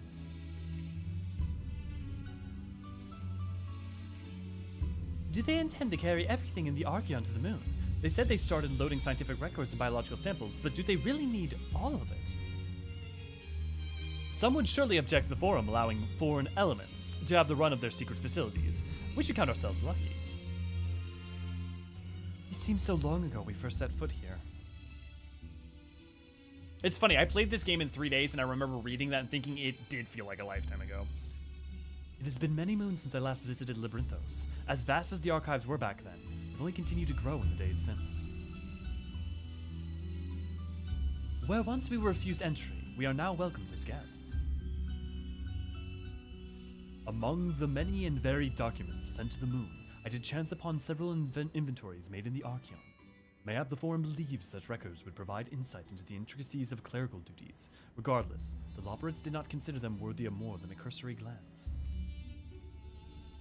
That we have been granted permission to enter the lower levels is proof of our increased standing, or that they had been willing to confide in us sooner. I don't understand the appeal of reshaping it to look like the world above. Make your peace with what it is, or go outside if that's what you prefer. He's talking about Labyrinthos. With the escape plan, did they ever need to flee the star? I get the feeling the moon was self-sustaining. The moon is to an extent self-sustaining, but I think you would have an for probably a period of time, and whether it was because people would go kind of crazy living only on the moon, or the fact that you would, or aetherological reasons. The implication is that the moon, you would exodus on the moon to go to a different star, is what's stated.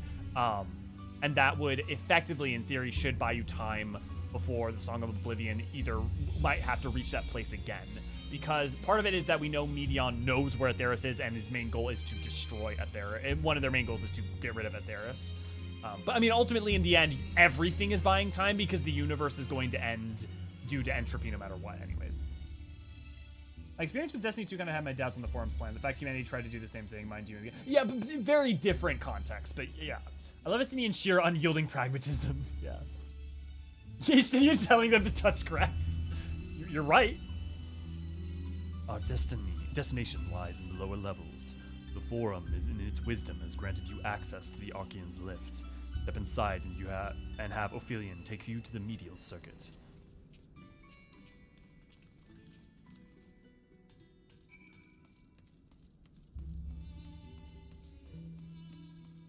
You can fight the heat death of the universe, but you can't fight a sad space bird. Yeah. Or you can't fight the heat death of the universe, but you can fight a sad space bird. Precisely. You wish to use the lift, yes?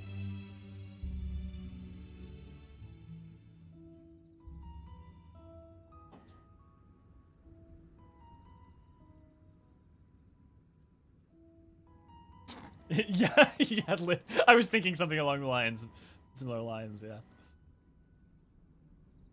I have sent your associates ahead to Logisticton Alpha on the other side of Merrill Agronomics.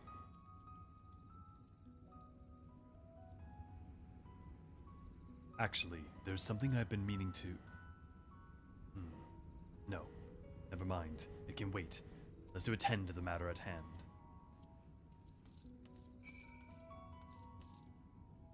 Come on, milkshake.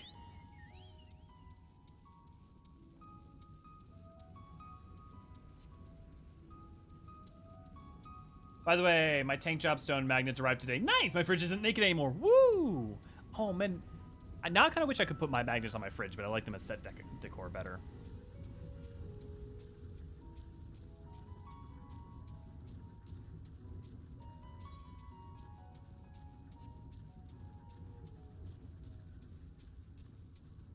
It's so funny how much more naturalistic the piano piece of the Labyrinthos music is in contrast to the daytime theme.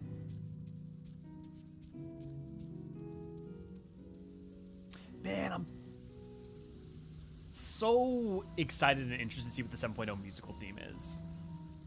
And then listen to it on repeat till it's ingrained in my soul. Put your fridge in your set. I do have a mini fridge over outside the other door. However, my partner needs to be able to get drinks from it as well, so.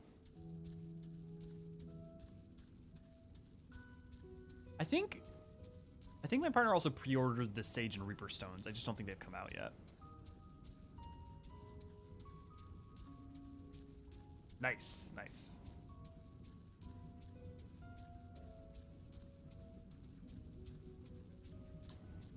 And also, if we go to Mericidia, how much didgeridoo do we get is the question, I think.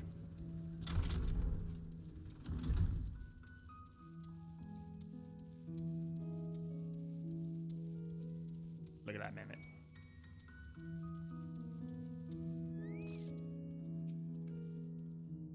I wonder what this place is actually for.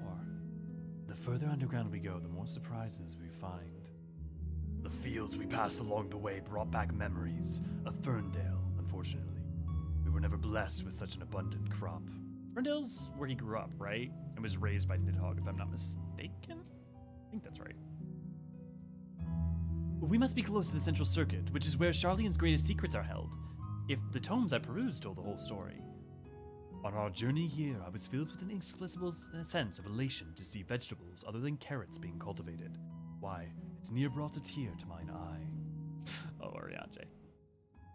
Knowing the Forum, even the peoples working down here are probably kept in the dark about the true purpose of this place. Ferndale's Asinian's doomed hometown, yeah. Oh, there you are, having words with Master Fortunel by any chance. Oh, perfect, thanks, Kiko. I had no idea.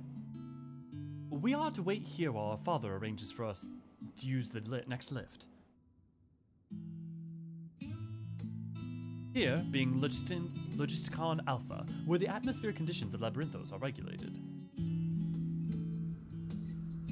Water is drawn from underground and dispersed as a vapor, stimulating the formulation of artificial clouds and rain.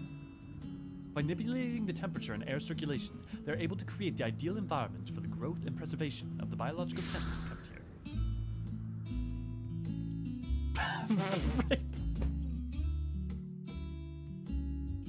Raven, thank you for the $5.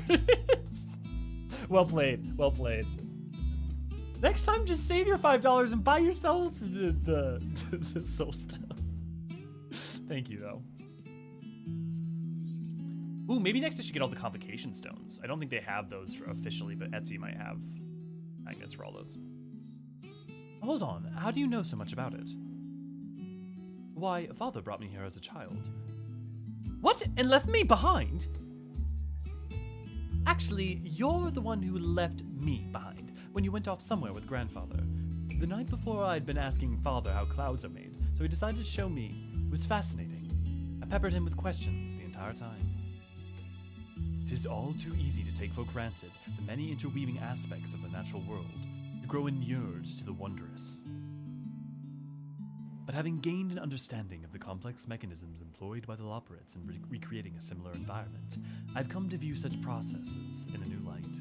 The subterranean guardians of Labyrinthos, the lunar prison forged to contain the ancient Zodiarch, the habitations built for all mankind beneath the moon's surface, each unique, yet undeniably similar. 'Tis no mere coincidence. Yeah, it's a good word, Lynn. Ever since Hydaelyn unfolded to us the grim fate that awaits Atheris, every essential resource we could spare has been delivered to Labyrinthos in preparation for the Great Exodus. But that is not all. It is also a testing ground for the technologies that will allow us to settle on distant stars. Though the Loporrits have endeavored to make the moon inhabitable, that is not our final destination. Mankind must learn to propagate life where there is none, to thrive where all is barren. Alas, time is not on our side. Actually, all those technologies that I've been studying for might be really useful with Mericidia, seeing of how much of it was damaged during the Third Astral Era. I wonder if that'll come into play. I have arranged for you all to enter the central circuit. It is there that most of our preparations for the Great Exodus are carried out. Construction of the Ark among them. Though our plans have been made public, access remains highly restricted. You, however, will not be subject to said restrictions, and will have free reign to come and go as you please. Such was the will of the Forum, after all. We will provide ourselves worthy of their trust. Your trust.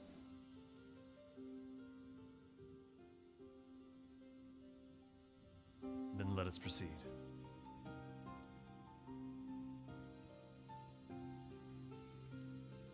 Yeah, Meowza, I think I remember looking into that a while ago, but thanks for the confirmation. Raven is the type of person that prefers buying things off market board, not from vendors. It's the love of the blue machinist chopstones have sharp edges because they're new. Yeah, and yeah. Every time you talk about eating crystals, I think of the candy Jolly Ranchers. You know, it's funny. I have a bunch of Jolly Ranchers right over there. Come to think of it, the Forum's plan really is to escape to the one place that hadn't been corrupted by capitalism. Space!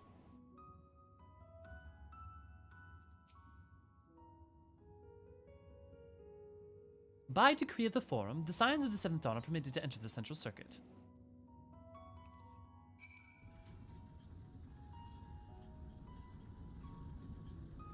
Oh, there's an idea creep. Oh, you know what? If we're gonna go ahead and do... I do want to get your guys' thought. Do we buy an Elio puppet or do we buy a Gabi puppet? Here's the one thing. I don't know that I can get a custom Gabi puppet as cheaply as I can a custom Elio puppet.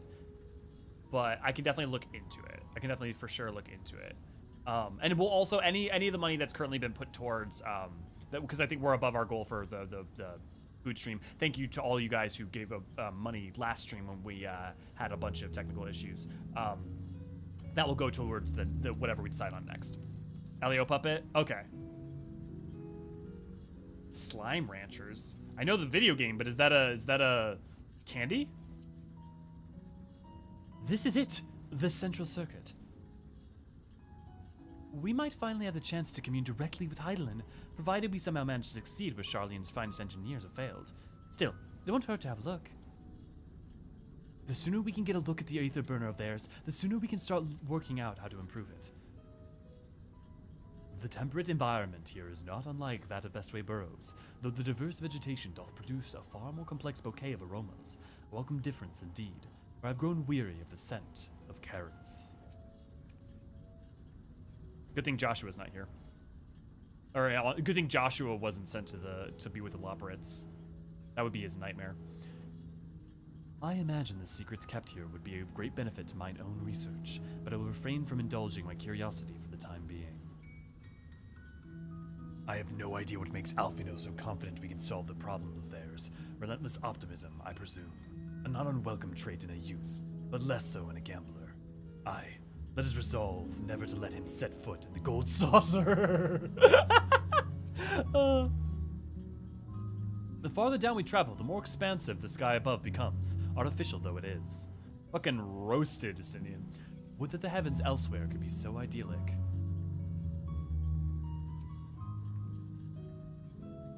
Please tell me we're almost there. Or is there another underground level we have to reach? The even more Central Circuit, perhaps? The aether burner is being constructed not far from here.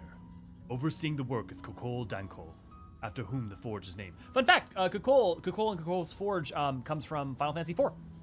It's in the underworld. It's where you can forge Excalibur, or at least one of the weapons. Once the necessary introductions have been made, I shall leave you with him to discuss the particulars this way. Me and Anir discovered that on our Final Fantasy IV replay.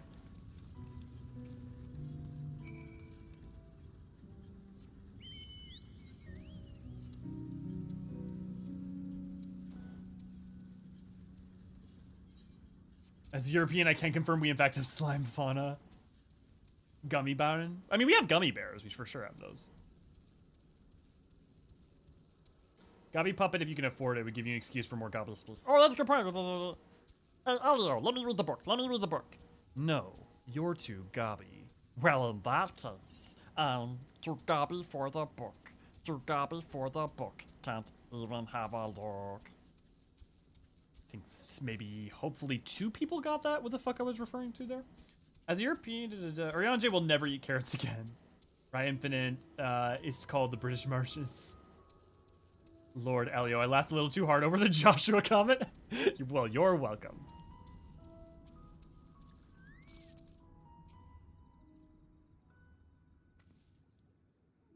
Is he talking to himself? He looks lost in thought, although it seems he hit something of a stumbling block. For a closely guarded secret, you can see practically everything from outside, even with the magical barrier surrounding it. Surely the Forum hath already petitioned the aid of the Loporrits, given their familiarity with such technologies. I was expecting the Sky Steel manufactory, but instead I find a village smithy. While many of the facilities within the Central Circuit seem to be visible from the upper levels, the more secretive work must be carried out behind closed doors. He hasn't even realized we're here, or perhaps he has, but just doesn't care. This is the man we seek. Do not try not to startle him. Perhaps you'd like to break the ice. Cocole, I presume? I could swap them out. No, been there, done that. Damn near lost my eyebrows. I'm not the only one who thought We'd be well on our way to paradise. Visionaries patting themselves on the backs for their grand accomplishments if you'd only think. When I first saw him, everyone else thought Tiger King Lalafell, right? Yeah! I mean, Master Force, you know, what a pleasant surprise. We're not blasting off already, are we? The schedule remains unchanged, for better or worse. Which is why the Forum has elected to accept assistance in resolving the ether burner conundrum.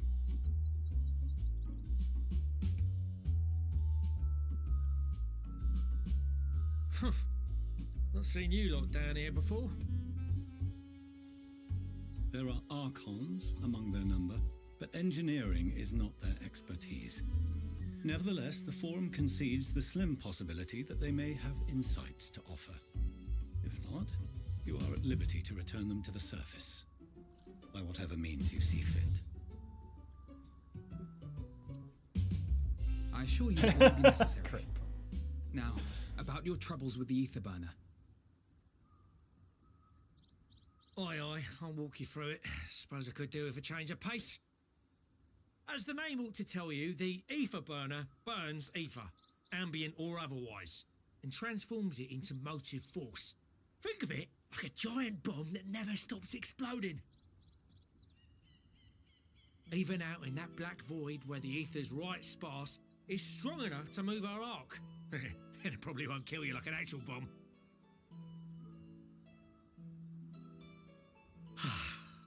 But it ain't perfect. According to my calculations, to travel to the moon and back fast enough for the Forum's liking, the conversion rate needs to be 6% more efficient.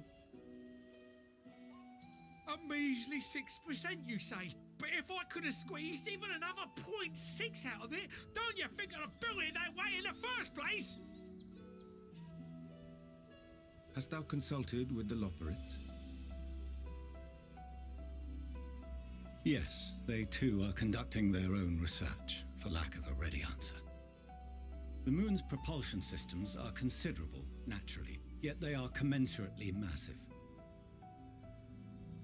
It is no easy feat to convert their technology into an efficient means of propulsion for a teeny tiny toy boat, as they say, and as I most certainly do not. Yes, exactly! Damn it all, I asked for refined adamantite and they send me uppity rabbits with inscrutable, ancient, incompatible technology! You're trying to drive Okay, now I see why you like it, Ray. This Lalafell's after your own heart. Refined adamantite, perchance? You know of it? Only in the most general terms, I'm afraid. 'Twas an alloy of Allagan make, but the secrets of its production were closely guarded. As I recall, the record stated it was vital to Dalamud's construction and launch. Aye, that's the stuff. No material more conductive far as I know. Slotting some ends like blowing up a dam and watching the river of ether come rushing through. Ain't a living soul that knows how to make it though. We were fortunate enough to salvage some for the ether burner, just a wee bit, mind, from a chunk of Dalamud that came hurtling into the Northern Empty during the calamity. With more, well, that extra 6% efficiency would be child's play. It's a crying shame that we've no other sources. Surely the many shards of Dalamud scattered throughout Eorzea would suffice. Why not get the refined adamantite from them? Oh, we tried, believe you me. But only a few specialised pieces would have had any in them to begin with.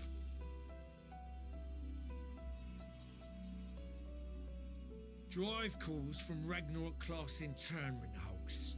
Those are the prize bits we really need. According to the Gleaners, getting to them means delving deep into the shards. And the defenses are still very operational and very eager to blow them up.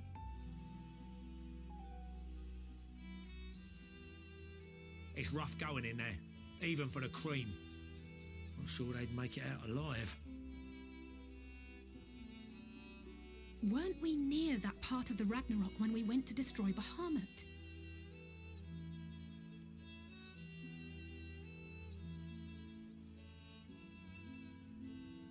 Oh, ooh, this. You want me to go fetch the the White Raven ghost? It haunts me. Interesting. I wonder. Oh, I kind of want to know what they say for that. I'll have to go search that raver because this is kind of the most.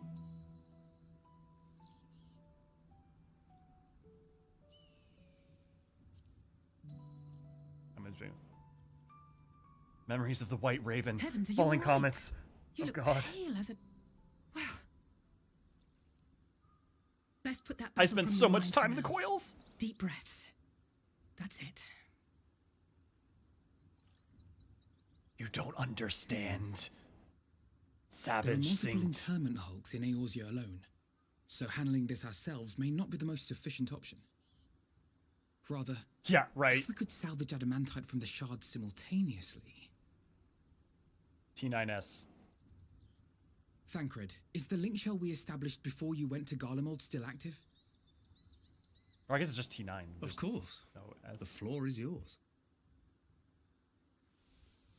Hell yeah.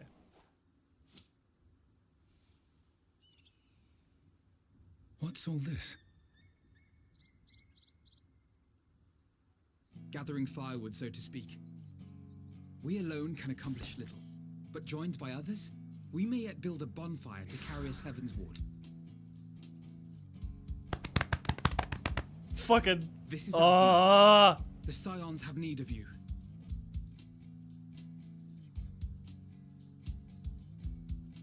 God, this is my favorite fucking. Oh. Understood. I will contact the Lord Commander and dispatch our finest at once. I love this use of footfalls mixed with what this somewhat moment is. preoccupied with the final days, so I will lead the 12-foot expedition myself. Are you aware of any other sources of refined adamantite?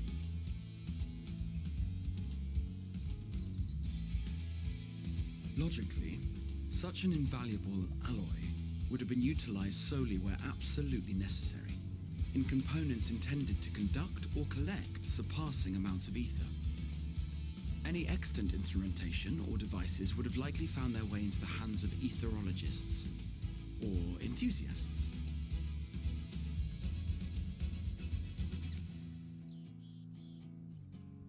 Magical artifacts of Allagan design? The Eastern Alliance will send word to one and all. Are there other ways we may offer aid? No shards of the Lesser Moon scar our soil, but our stake in this cause is no less for it.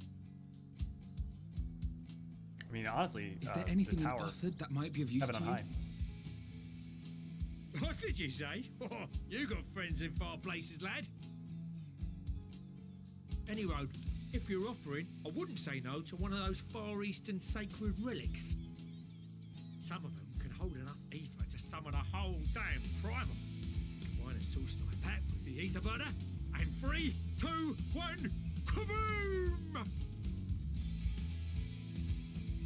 I Perfectly haven't said, heard Infinite. his Everything you explosive did mattered. enthusiasm. Might you secure Every us a suitable step. relic?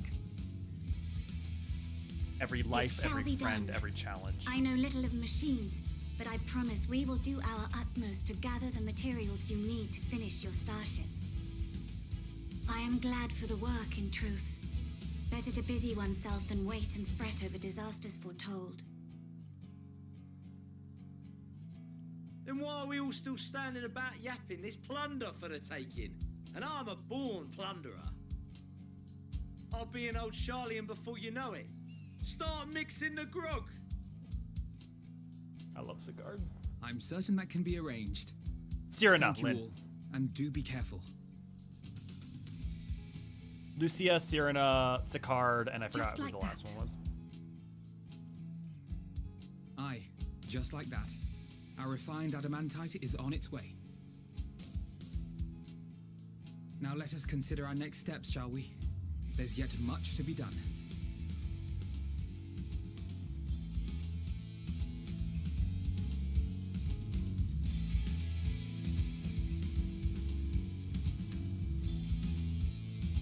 Yeah, Yukio, I absolutely think he deserves to know. I think, though, they respect Lusa's wish by not telling anyone. But also there's the implication that maybe he did tell them. Maybe at some point behind the scenes. Or not implication, but you could imagine it for sure. Oh. It's so good. I love, like... 14 takes advantage of the fact that it's a long-form storytelling. It's an MMO, and I love that about it. Like, it's like, if you're gonna have something that's gonna go on for years and years and years, take advantage of the fact that you've got a tapestry of a story, right? And I just love anything that makes it feel like every step in this road, every moment along the way is vital. Not just the big leaps, not just the momentous moments, but everything mattered, you know? Hey, Rune. Was the other one Ray? Thanks.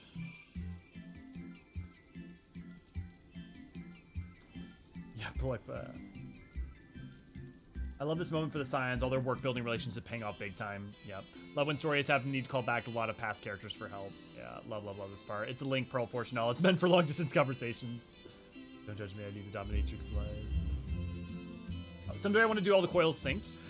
Crip, I wouldn't mind doing some of them with some of you guys at some time if you want. I mean, honestly, the main hard one, wow. No, there are some harder ones, but the biggest ones, in my opinion, are like T9 and like T12. Metal Sign's also hard I think for some people, but super doable. You love everyone, Raven. Yeah. Can I join Sikar's crew? Like, the twins should be the ones telling him. Yeah, if he gets told, the twins would be the ones to tell him. And maybe we'll see, someday they'll have that reference. The problem is that most people haven't done Coils. Coils doesn't have a normal mode. And so, like, where to include it would be interesting. I personally, I would just put it as, like, a little side dialogue option that shows up not in an MSQ or a side quest, but it's just, or something, I don't know. Just something reflecting that they told him if you have done it. So, little media takes advantage of long-form storytelling like that. Only one other thing that comes to mind is One Piece. Oh, well, no, I mean, like... I think sometimes One Piece just does it by the sheer dint of how long it absolutely is. It more or less also a lot of points where it doesn't. I think there are other long-form anime that have taken advantage of that in similar ways. But I also think in terms of, like, comparing cross mediums is less interesting. I think the more interesting was, like, in games, what long form games have, I think, succeeded at doing that consistently. I don't know that there's that many. I think there's kind of a dearth of them, just from a narrative standpoint about making that narrative tapestry interweave and connect and feel paid off over a 10-year period of time. Yeah, I don't have a good one. I don't have another good one off the top of my head. I don't want to say 14 singular, but by any means, but in terms of the game department. I mean, I think, like, the closest you might get is comparing it to some trilogies of games. I thought on it for a little bit. Oi, Precious, don't Prince, appreciate you doing all this, but I ain't getting me hopes up just yet. There are no oaths or contracts binding the members of the Ilsabardian contingent, and in many ways, it was even more loosely organized in the Crystal Braves. Nevertheless, I knew none would refuse the call to arms. Truly, we have been blessed with trustworthy and dependable allies. Time and time again, it seems the Alligans something or other are either the cause or the solution to our problems. I think the selfsame materials that once launched Dalamud will now be used to help ferry mankind to the moon. There's the poetry and all that. I do love that. That if Dalamud had not fallen, if 2.0 didn't happen, this couldn't happen. If Dalamud doesn't fall, the events of Endwalker can't happen. The solution to Endwalker. So our struggles, our trial and tribulations, the sacrifices, the losses, and the changes and the upheaval still was a part of ultimately the solution for our way forward, which is so tied into what Endwalker's, primary theme is. I'm confident that even the deadliest of Allagan defense mechanisms are no match for our allies. At this rate, some of them might soon have as many accomplishments to their name as a certain warrior of light. Considering how much of a fuss he made at the time, I don't see why he takes every opportunity to bring it up. It was just firewood. Alfino. First the Telofroi, and now the final days. No one can accuse the Ilsabardi contingent of backing down from a challenge. Of course, they weren't all also committed to the cause when we first set out. But after seeing the example set by you, Alfino, and the others, the change was palpable. They couldn't help but believe. What serendipitous irony that the remnants of the Seventh Humble Calamity would become the keys to mankind's salvation. Never more certain have I been that Master Louis Soir watcheth over us from the ethereal sea. Though Bahamut is long gone, the Interment Hawks are far from safe. It could be much worse, of course. They won't have to fight their way past Mercidian dragons, nor is there any danger the Elder Primal might be summoned again. I wonder what she says if you haven't done. Foils. Even so, I dare say there are still a fair few Allagan creations and contraptions remaining to bar our friend's way. I only hope that Grandfather watches over them. I just realized that the reason... I can't say because we haven't gotten there. But you know how there are callbacks to friends who have passed away at a certain point soon after this? I'm sad that Louis Soir isn't one of them. Because he can't be in case you haven't done coils, I just realized. That's a bummer. Justinian taught him how to gather in Heaven's Word, yeah. I feel like he's thinking of it as part of his personal growth. Yeah. Just checking to see if messages are going through for me. One just failed. Yep, I can see him, Kiko. Travel between data centers get implemented, sure. Yeah, and we're getting this. So travel between data centers is coming in 7.0. Was the last announcement we have that. Every step we take echoes in our wake, winding round our fate to forge ahead. Exactly, Lynn. Coils I could do. I think they either said something about people about that, or people found groundwork across these. No. They said during 6.0 or 6.1 that we were gonna have 7.0, so that's gonna happen. The last time that we got an update for the time schedule. There hasn't been any comments on that since, so we don't know if that's still true. But as of last statement, that is true. Been a long time for me. How come Alfino considers the firewood such a good memory? Yeah, for exactly the reasons Ray and Kiko. Yeah. Perfect. It's times like these that we're reminded of how famous, or infamous, Alfino has become. Who'd have thought he could achieve so much with a single Link Pro conversation? As we're expecting rather a lot of visitors in the near future, I'd best return to the surface and inform the relevant parties. Also, I have a contact of my own that might be worth a try. Oh, and who might that be? That's for me to know and you to find out. And on that note, I leave matters here in your capable hands. Best of luck.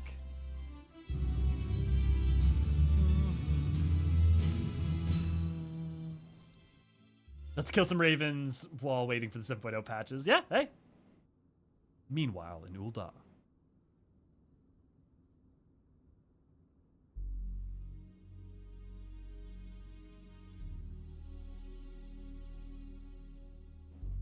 I love this music. It does not get used enough. Interesting that's an Allagan theme, though. Action is clear. We must because it's coils, of course. Adamantite from the shards of Dalamud and procure arcane relics of Allagan make. For those of you who don't know, the reason this music is playing is because it's the first time you go inside coils. It's one of the themes for going into coils. That's a really cool reuse of that. Summon the best and brightest of our immortal flames and form an expeditionary party at once. Call upon the Sultan Sworn and Brass Blades for support as you must. Fucking Nanamo. Papashan, ready send and going. Word to the guilds. We will require the expertise of master artisans if we are to have any hope of identifying and recovering these elusive materials. Thiergeist, we have need of your stone torches.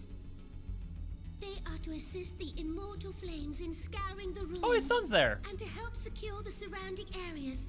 I trust I can count on your support. He's from the Blue Mage quest. As commander of the Stone Torches, my son Zimberg will personally see it done. I didn't realize Fergus's voice actor was fucking Gosetsu. Pippin, I would have you lead the raiding party. Assemble your finest, and with Tizona's blade clear the way. Lord Lolorito, I pray you take charge of the search for Allagan relics. Surely you know of some being traded on open or clandestine markets, or sleeping in collectors' vaults. Of course, I ask not that you do this out of the kindness of your heart. By all means, profit on the transactions. I wish you the joy of it. Nanamo knows how to rule her people. The final days descend upon our world. If circumstances are truly as dire as they say, Uldar's best efforts may be for naught. And yet, when we Eorzeans rose from the ashes to rebuild our broken realm, did we not learn one simple truth?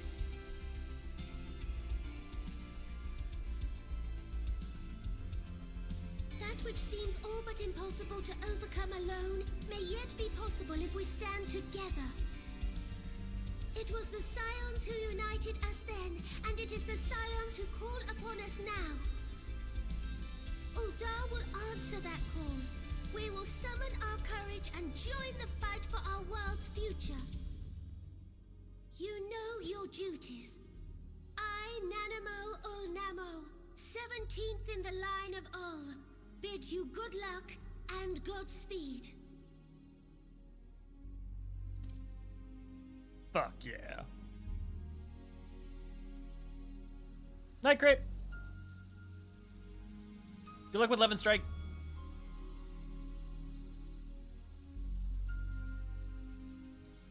For those who don't know, that's like one of the wall stopping mechanics. Oh, meanwhile, in Gridania, one of the hard mechanics for P9S.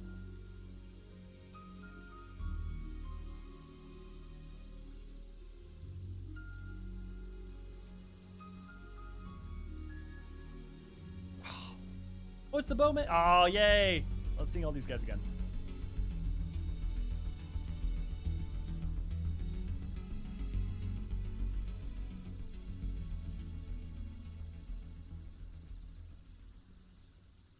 We fielded a goodly number, but our ranks are heavy with healers, and an abundance of restorative magics will be of little help in destroying Dalamud's defenses. Contact the Kiribanians. It has ever been thus with Gridania.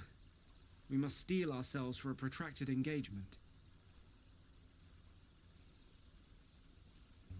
Unless...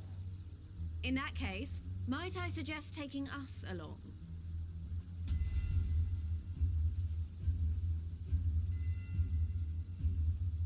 Commander Hext, what are you doing here? None of the shards in Girabania are big enough to hold an internment hulk.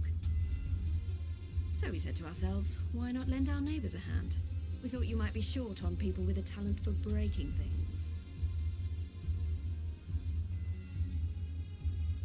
While it pains me to admit it, you are right. Our deficiency so plain to see. It might have been a lifetime ago, but I was once one of the Scions assigned to the Shroud. I know this forest well. I know your people. And I know we will be stronger if we fight this fight together.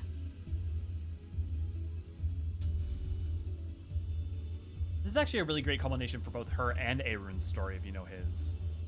Then I will impose upon you with a clear conscience. Come, let us speak of how to integrate our forces. Oh, that's actually like a really great climax, because he used to be much, like, really xenophobic. So this is actually like he gets his own little narrative climax. Both being a part of the Ilsevardian contingent and I won't let it all be working with for the nothing. Girabanians. I promise you, Papalimo.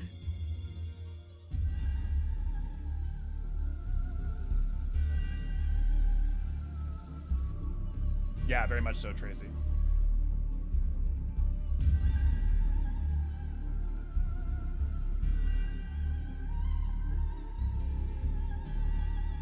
Meanwhile, in Ishgard.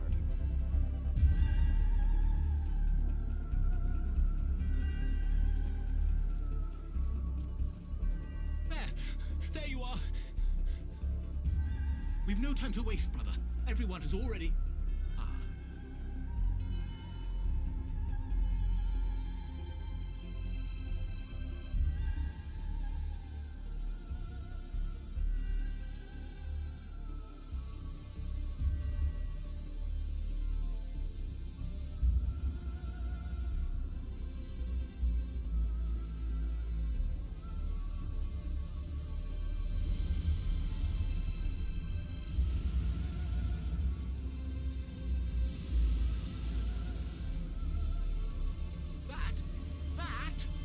roar. A dragon's roar.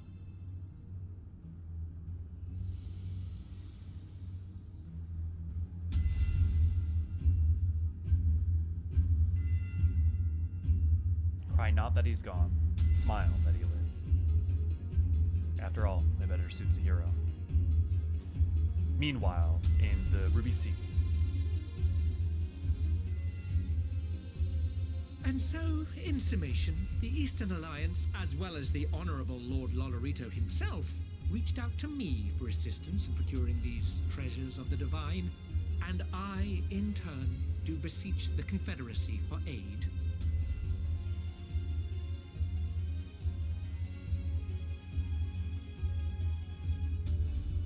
Sarabon!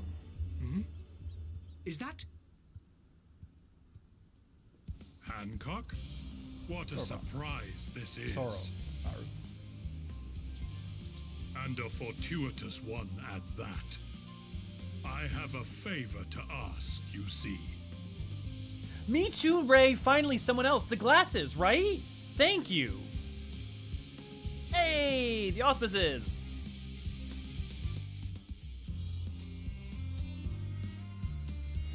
And now the music.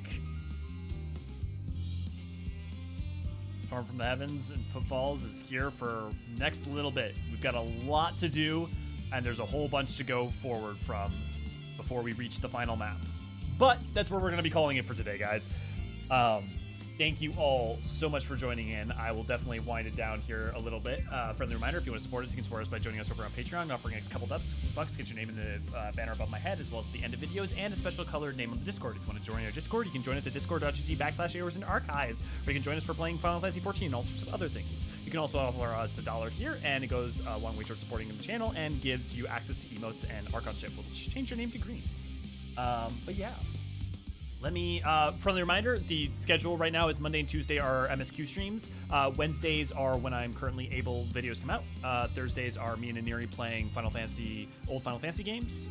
And then we're figuring out what Fridays through Sundays are going to be right now because, you know, it used to be we had the music streams and book club and stuff.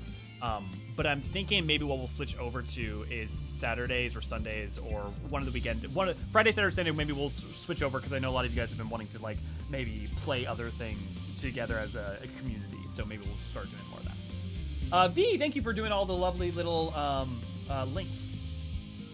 Yes, those glasses. Coil's theme location for Hybern Stormblood. I love it when this game develops enough to weave scene from familiar things. 100% agree, Infinite. The streamers are making, thank you. Of course, Raven. And sorry, I know you said something back up here about the streams are the perfect theme for me to draw to. Good. Lately, my best drawings happen when I'm relaxed and happy. Good, Raven. No one's plotting your murder, Raven. Just talking about the White Raven. Thank you for the streaming. Good to have you back. Thank you, Lynn. It's good to be back. I have felt better today doing this with you guys than I have in about 2 weeks. I'm going to be real honest. Thank you for the stream. Of course, Adrian. Thanks for joining us. Yeah, thanks for joining Musico. Thanks for joining Tracy. Thursday podcast with Chris. Yes. Also, we on Thursdays, me and Chris, my brain is flip-flopping. Working gaming kinda. We'll be talking about Final Fantasy XIV and World of Warcraft. As we took last week off because Chris has a new job and I just need some time. Yeah. Thank you for today. It's been a delight. Good. Just being able to sit back and listen, watch, read, and be in my ambience with the pie was bacon. Awesome, Yelza. Guys, I'm not gonna lie. Well, one, like, you guys engage, so it's not like no one's engaging, right? But knowing that this is ambiance for while doing things and relaxing, but also fun to engage with for people is like peak where I want to be. So definitely, like I've said before, I'm honored to be second monitor content. Still missing 6.x music stream. Yes, Infinite. So I want to do the rest of it, but I'm thinking I might end up just waiting till 6.5 to do it because I kind of want to wait till we just have the full bevy of them to go through everything, seeing as we didn't even really go into 6.1. So I may just hold that off, and then when we get to 6.5, we're going to do one on there. Because otherwise, 6.5, when are we going to do it otherwise, The good second monitor content. Thank you. Work to game. Thank you. Is he on Work to Game for I know because like him and Brian are on Steam. I don't know if are we on the Work to Game stream for Not Gaming Kinda for the streams? Cool. Thank you for stream. Really miss those things. I'm glad to have you, Infinite. Thank you, V. Great stream. Yeah. And so any final questions, any final things, any final conversations people are wanting to have? If not, I'll start the countdown for about 60 seconds and we'll head out. Praise be for no technical issues today. Tell you what. Oh, you know what? Let me go get Deadpool really quick for a final goodbye.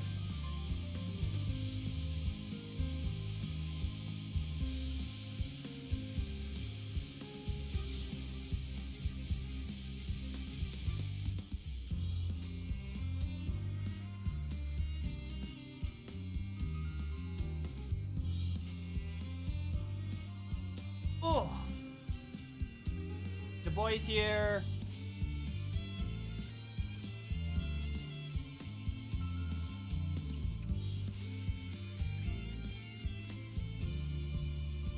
Wave goodbye, buddy. Good job. Let's get you a treat. Good crunch. Also, friendly reminder, tomorrow we're either going to be stopping right before going to map 6 or stopping upon a reaching map 6. We'll decide when we get there. But that may mean that we may end tomorrow early, potentially. There's a lot of cutscenes, so maybe we'll actually be fine timing-wise. But it may not take 4 hours, so if that's the case, just be ready for a slightly shorter. But I don't suspect it'll be too short. We'll be doing Endwalker side content, raids, variants on stream as well. Yes, Lynn, we're figuring out currently what the plan for that is, if those are going to be interstitial streams that we're going to do here on YouTube or do them potentially elsewhere.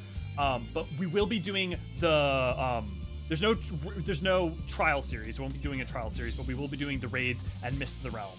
However, I may be doing the raids early on now that they're finished, but I won't be doing Mists of the Realm until 6.5 comes out because I want to do them all in one thing. There's also a good chance that when we finish 6.0, I may take some time off from streaming on Elio. I don't know exactly what I want to do yet, but we'll figure it out. Just because, there's supposed to be a time gap between 6.0 and 6.x, and I don't want to start 6.x until 6.5 and maybe even 6.55's out. But we'll figure that out when we get there. For sure. Okay, then. I'm going to start heading out then. I've got to pee really bad.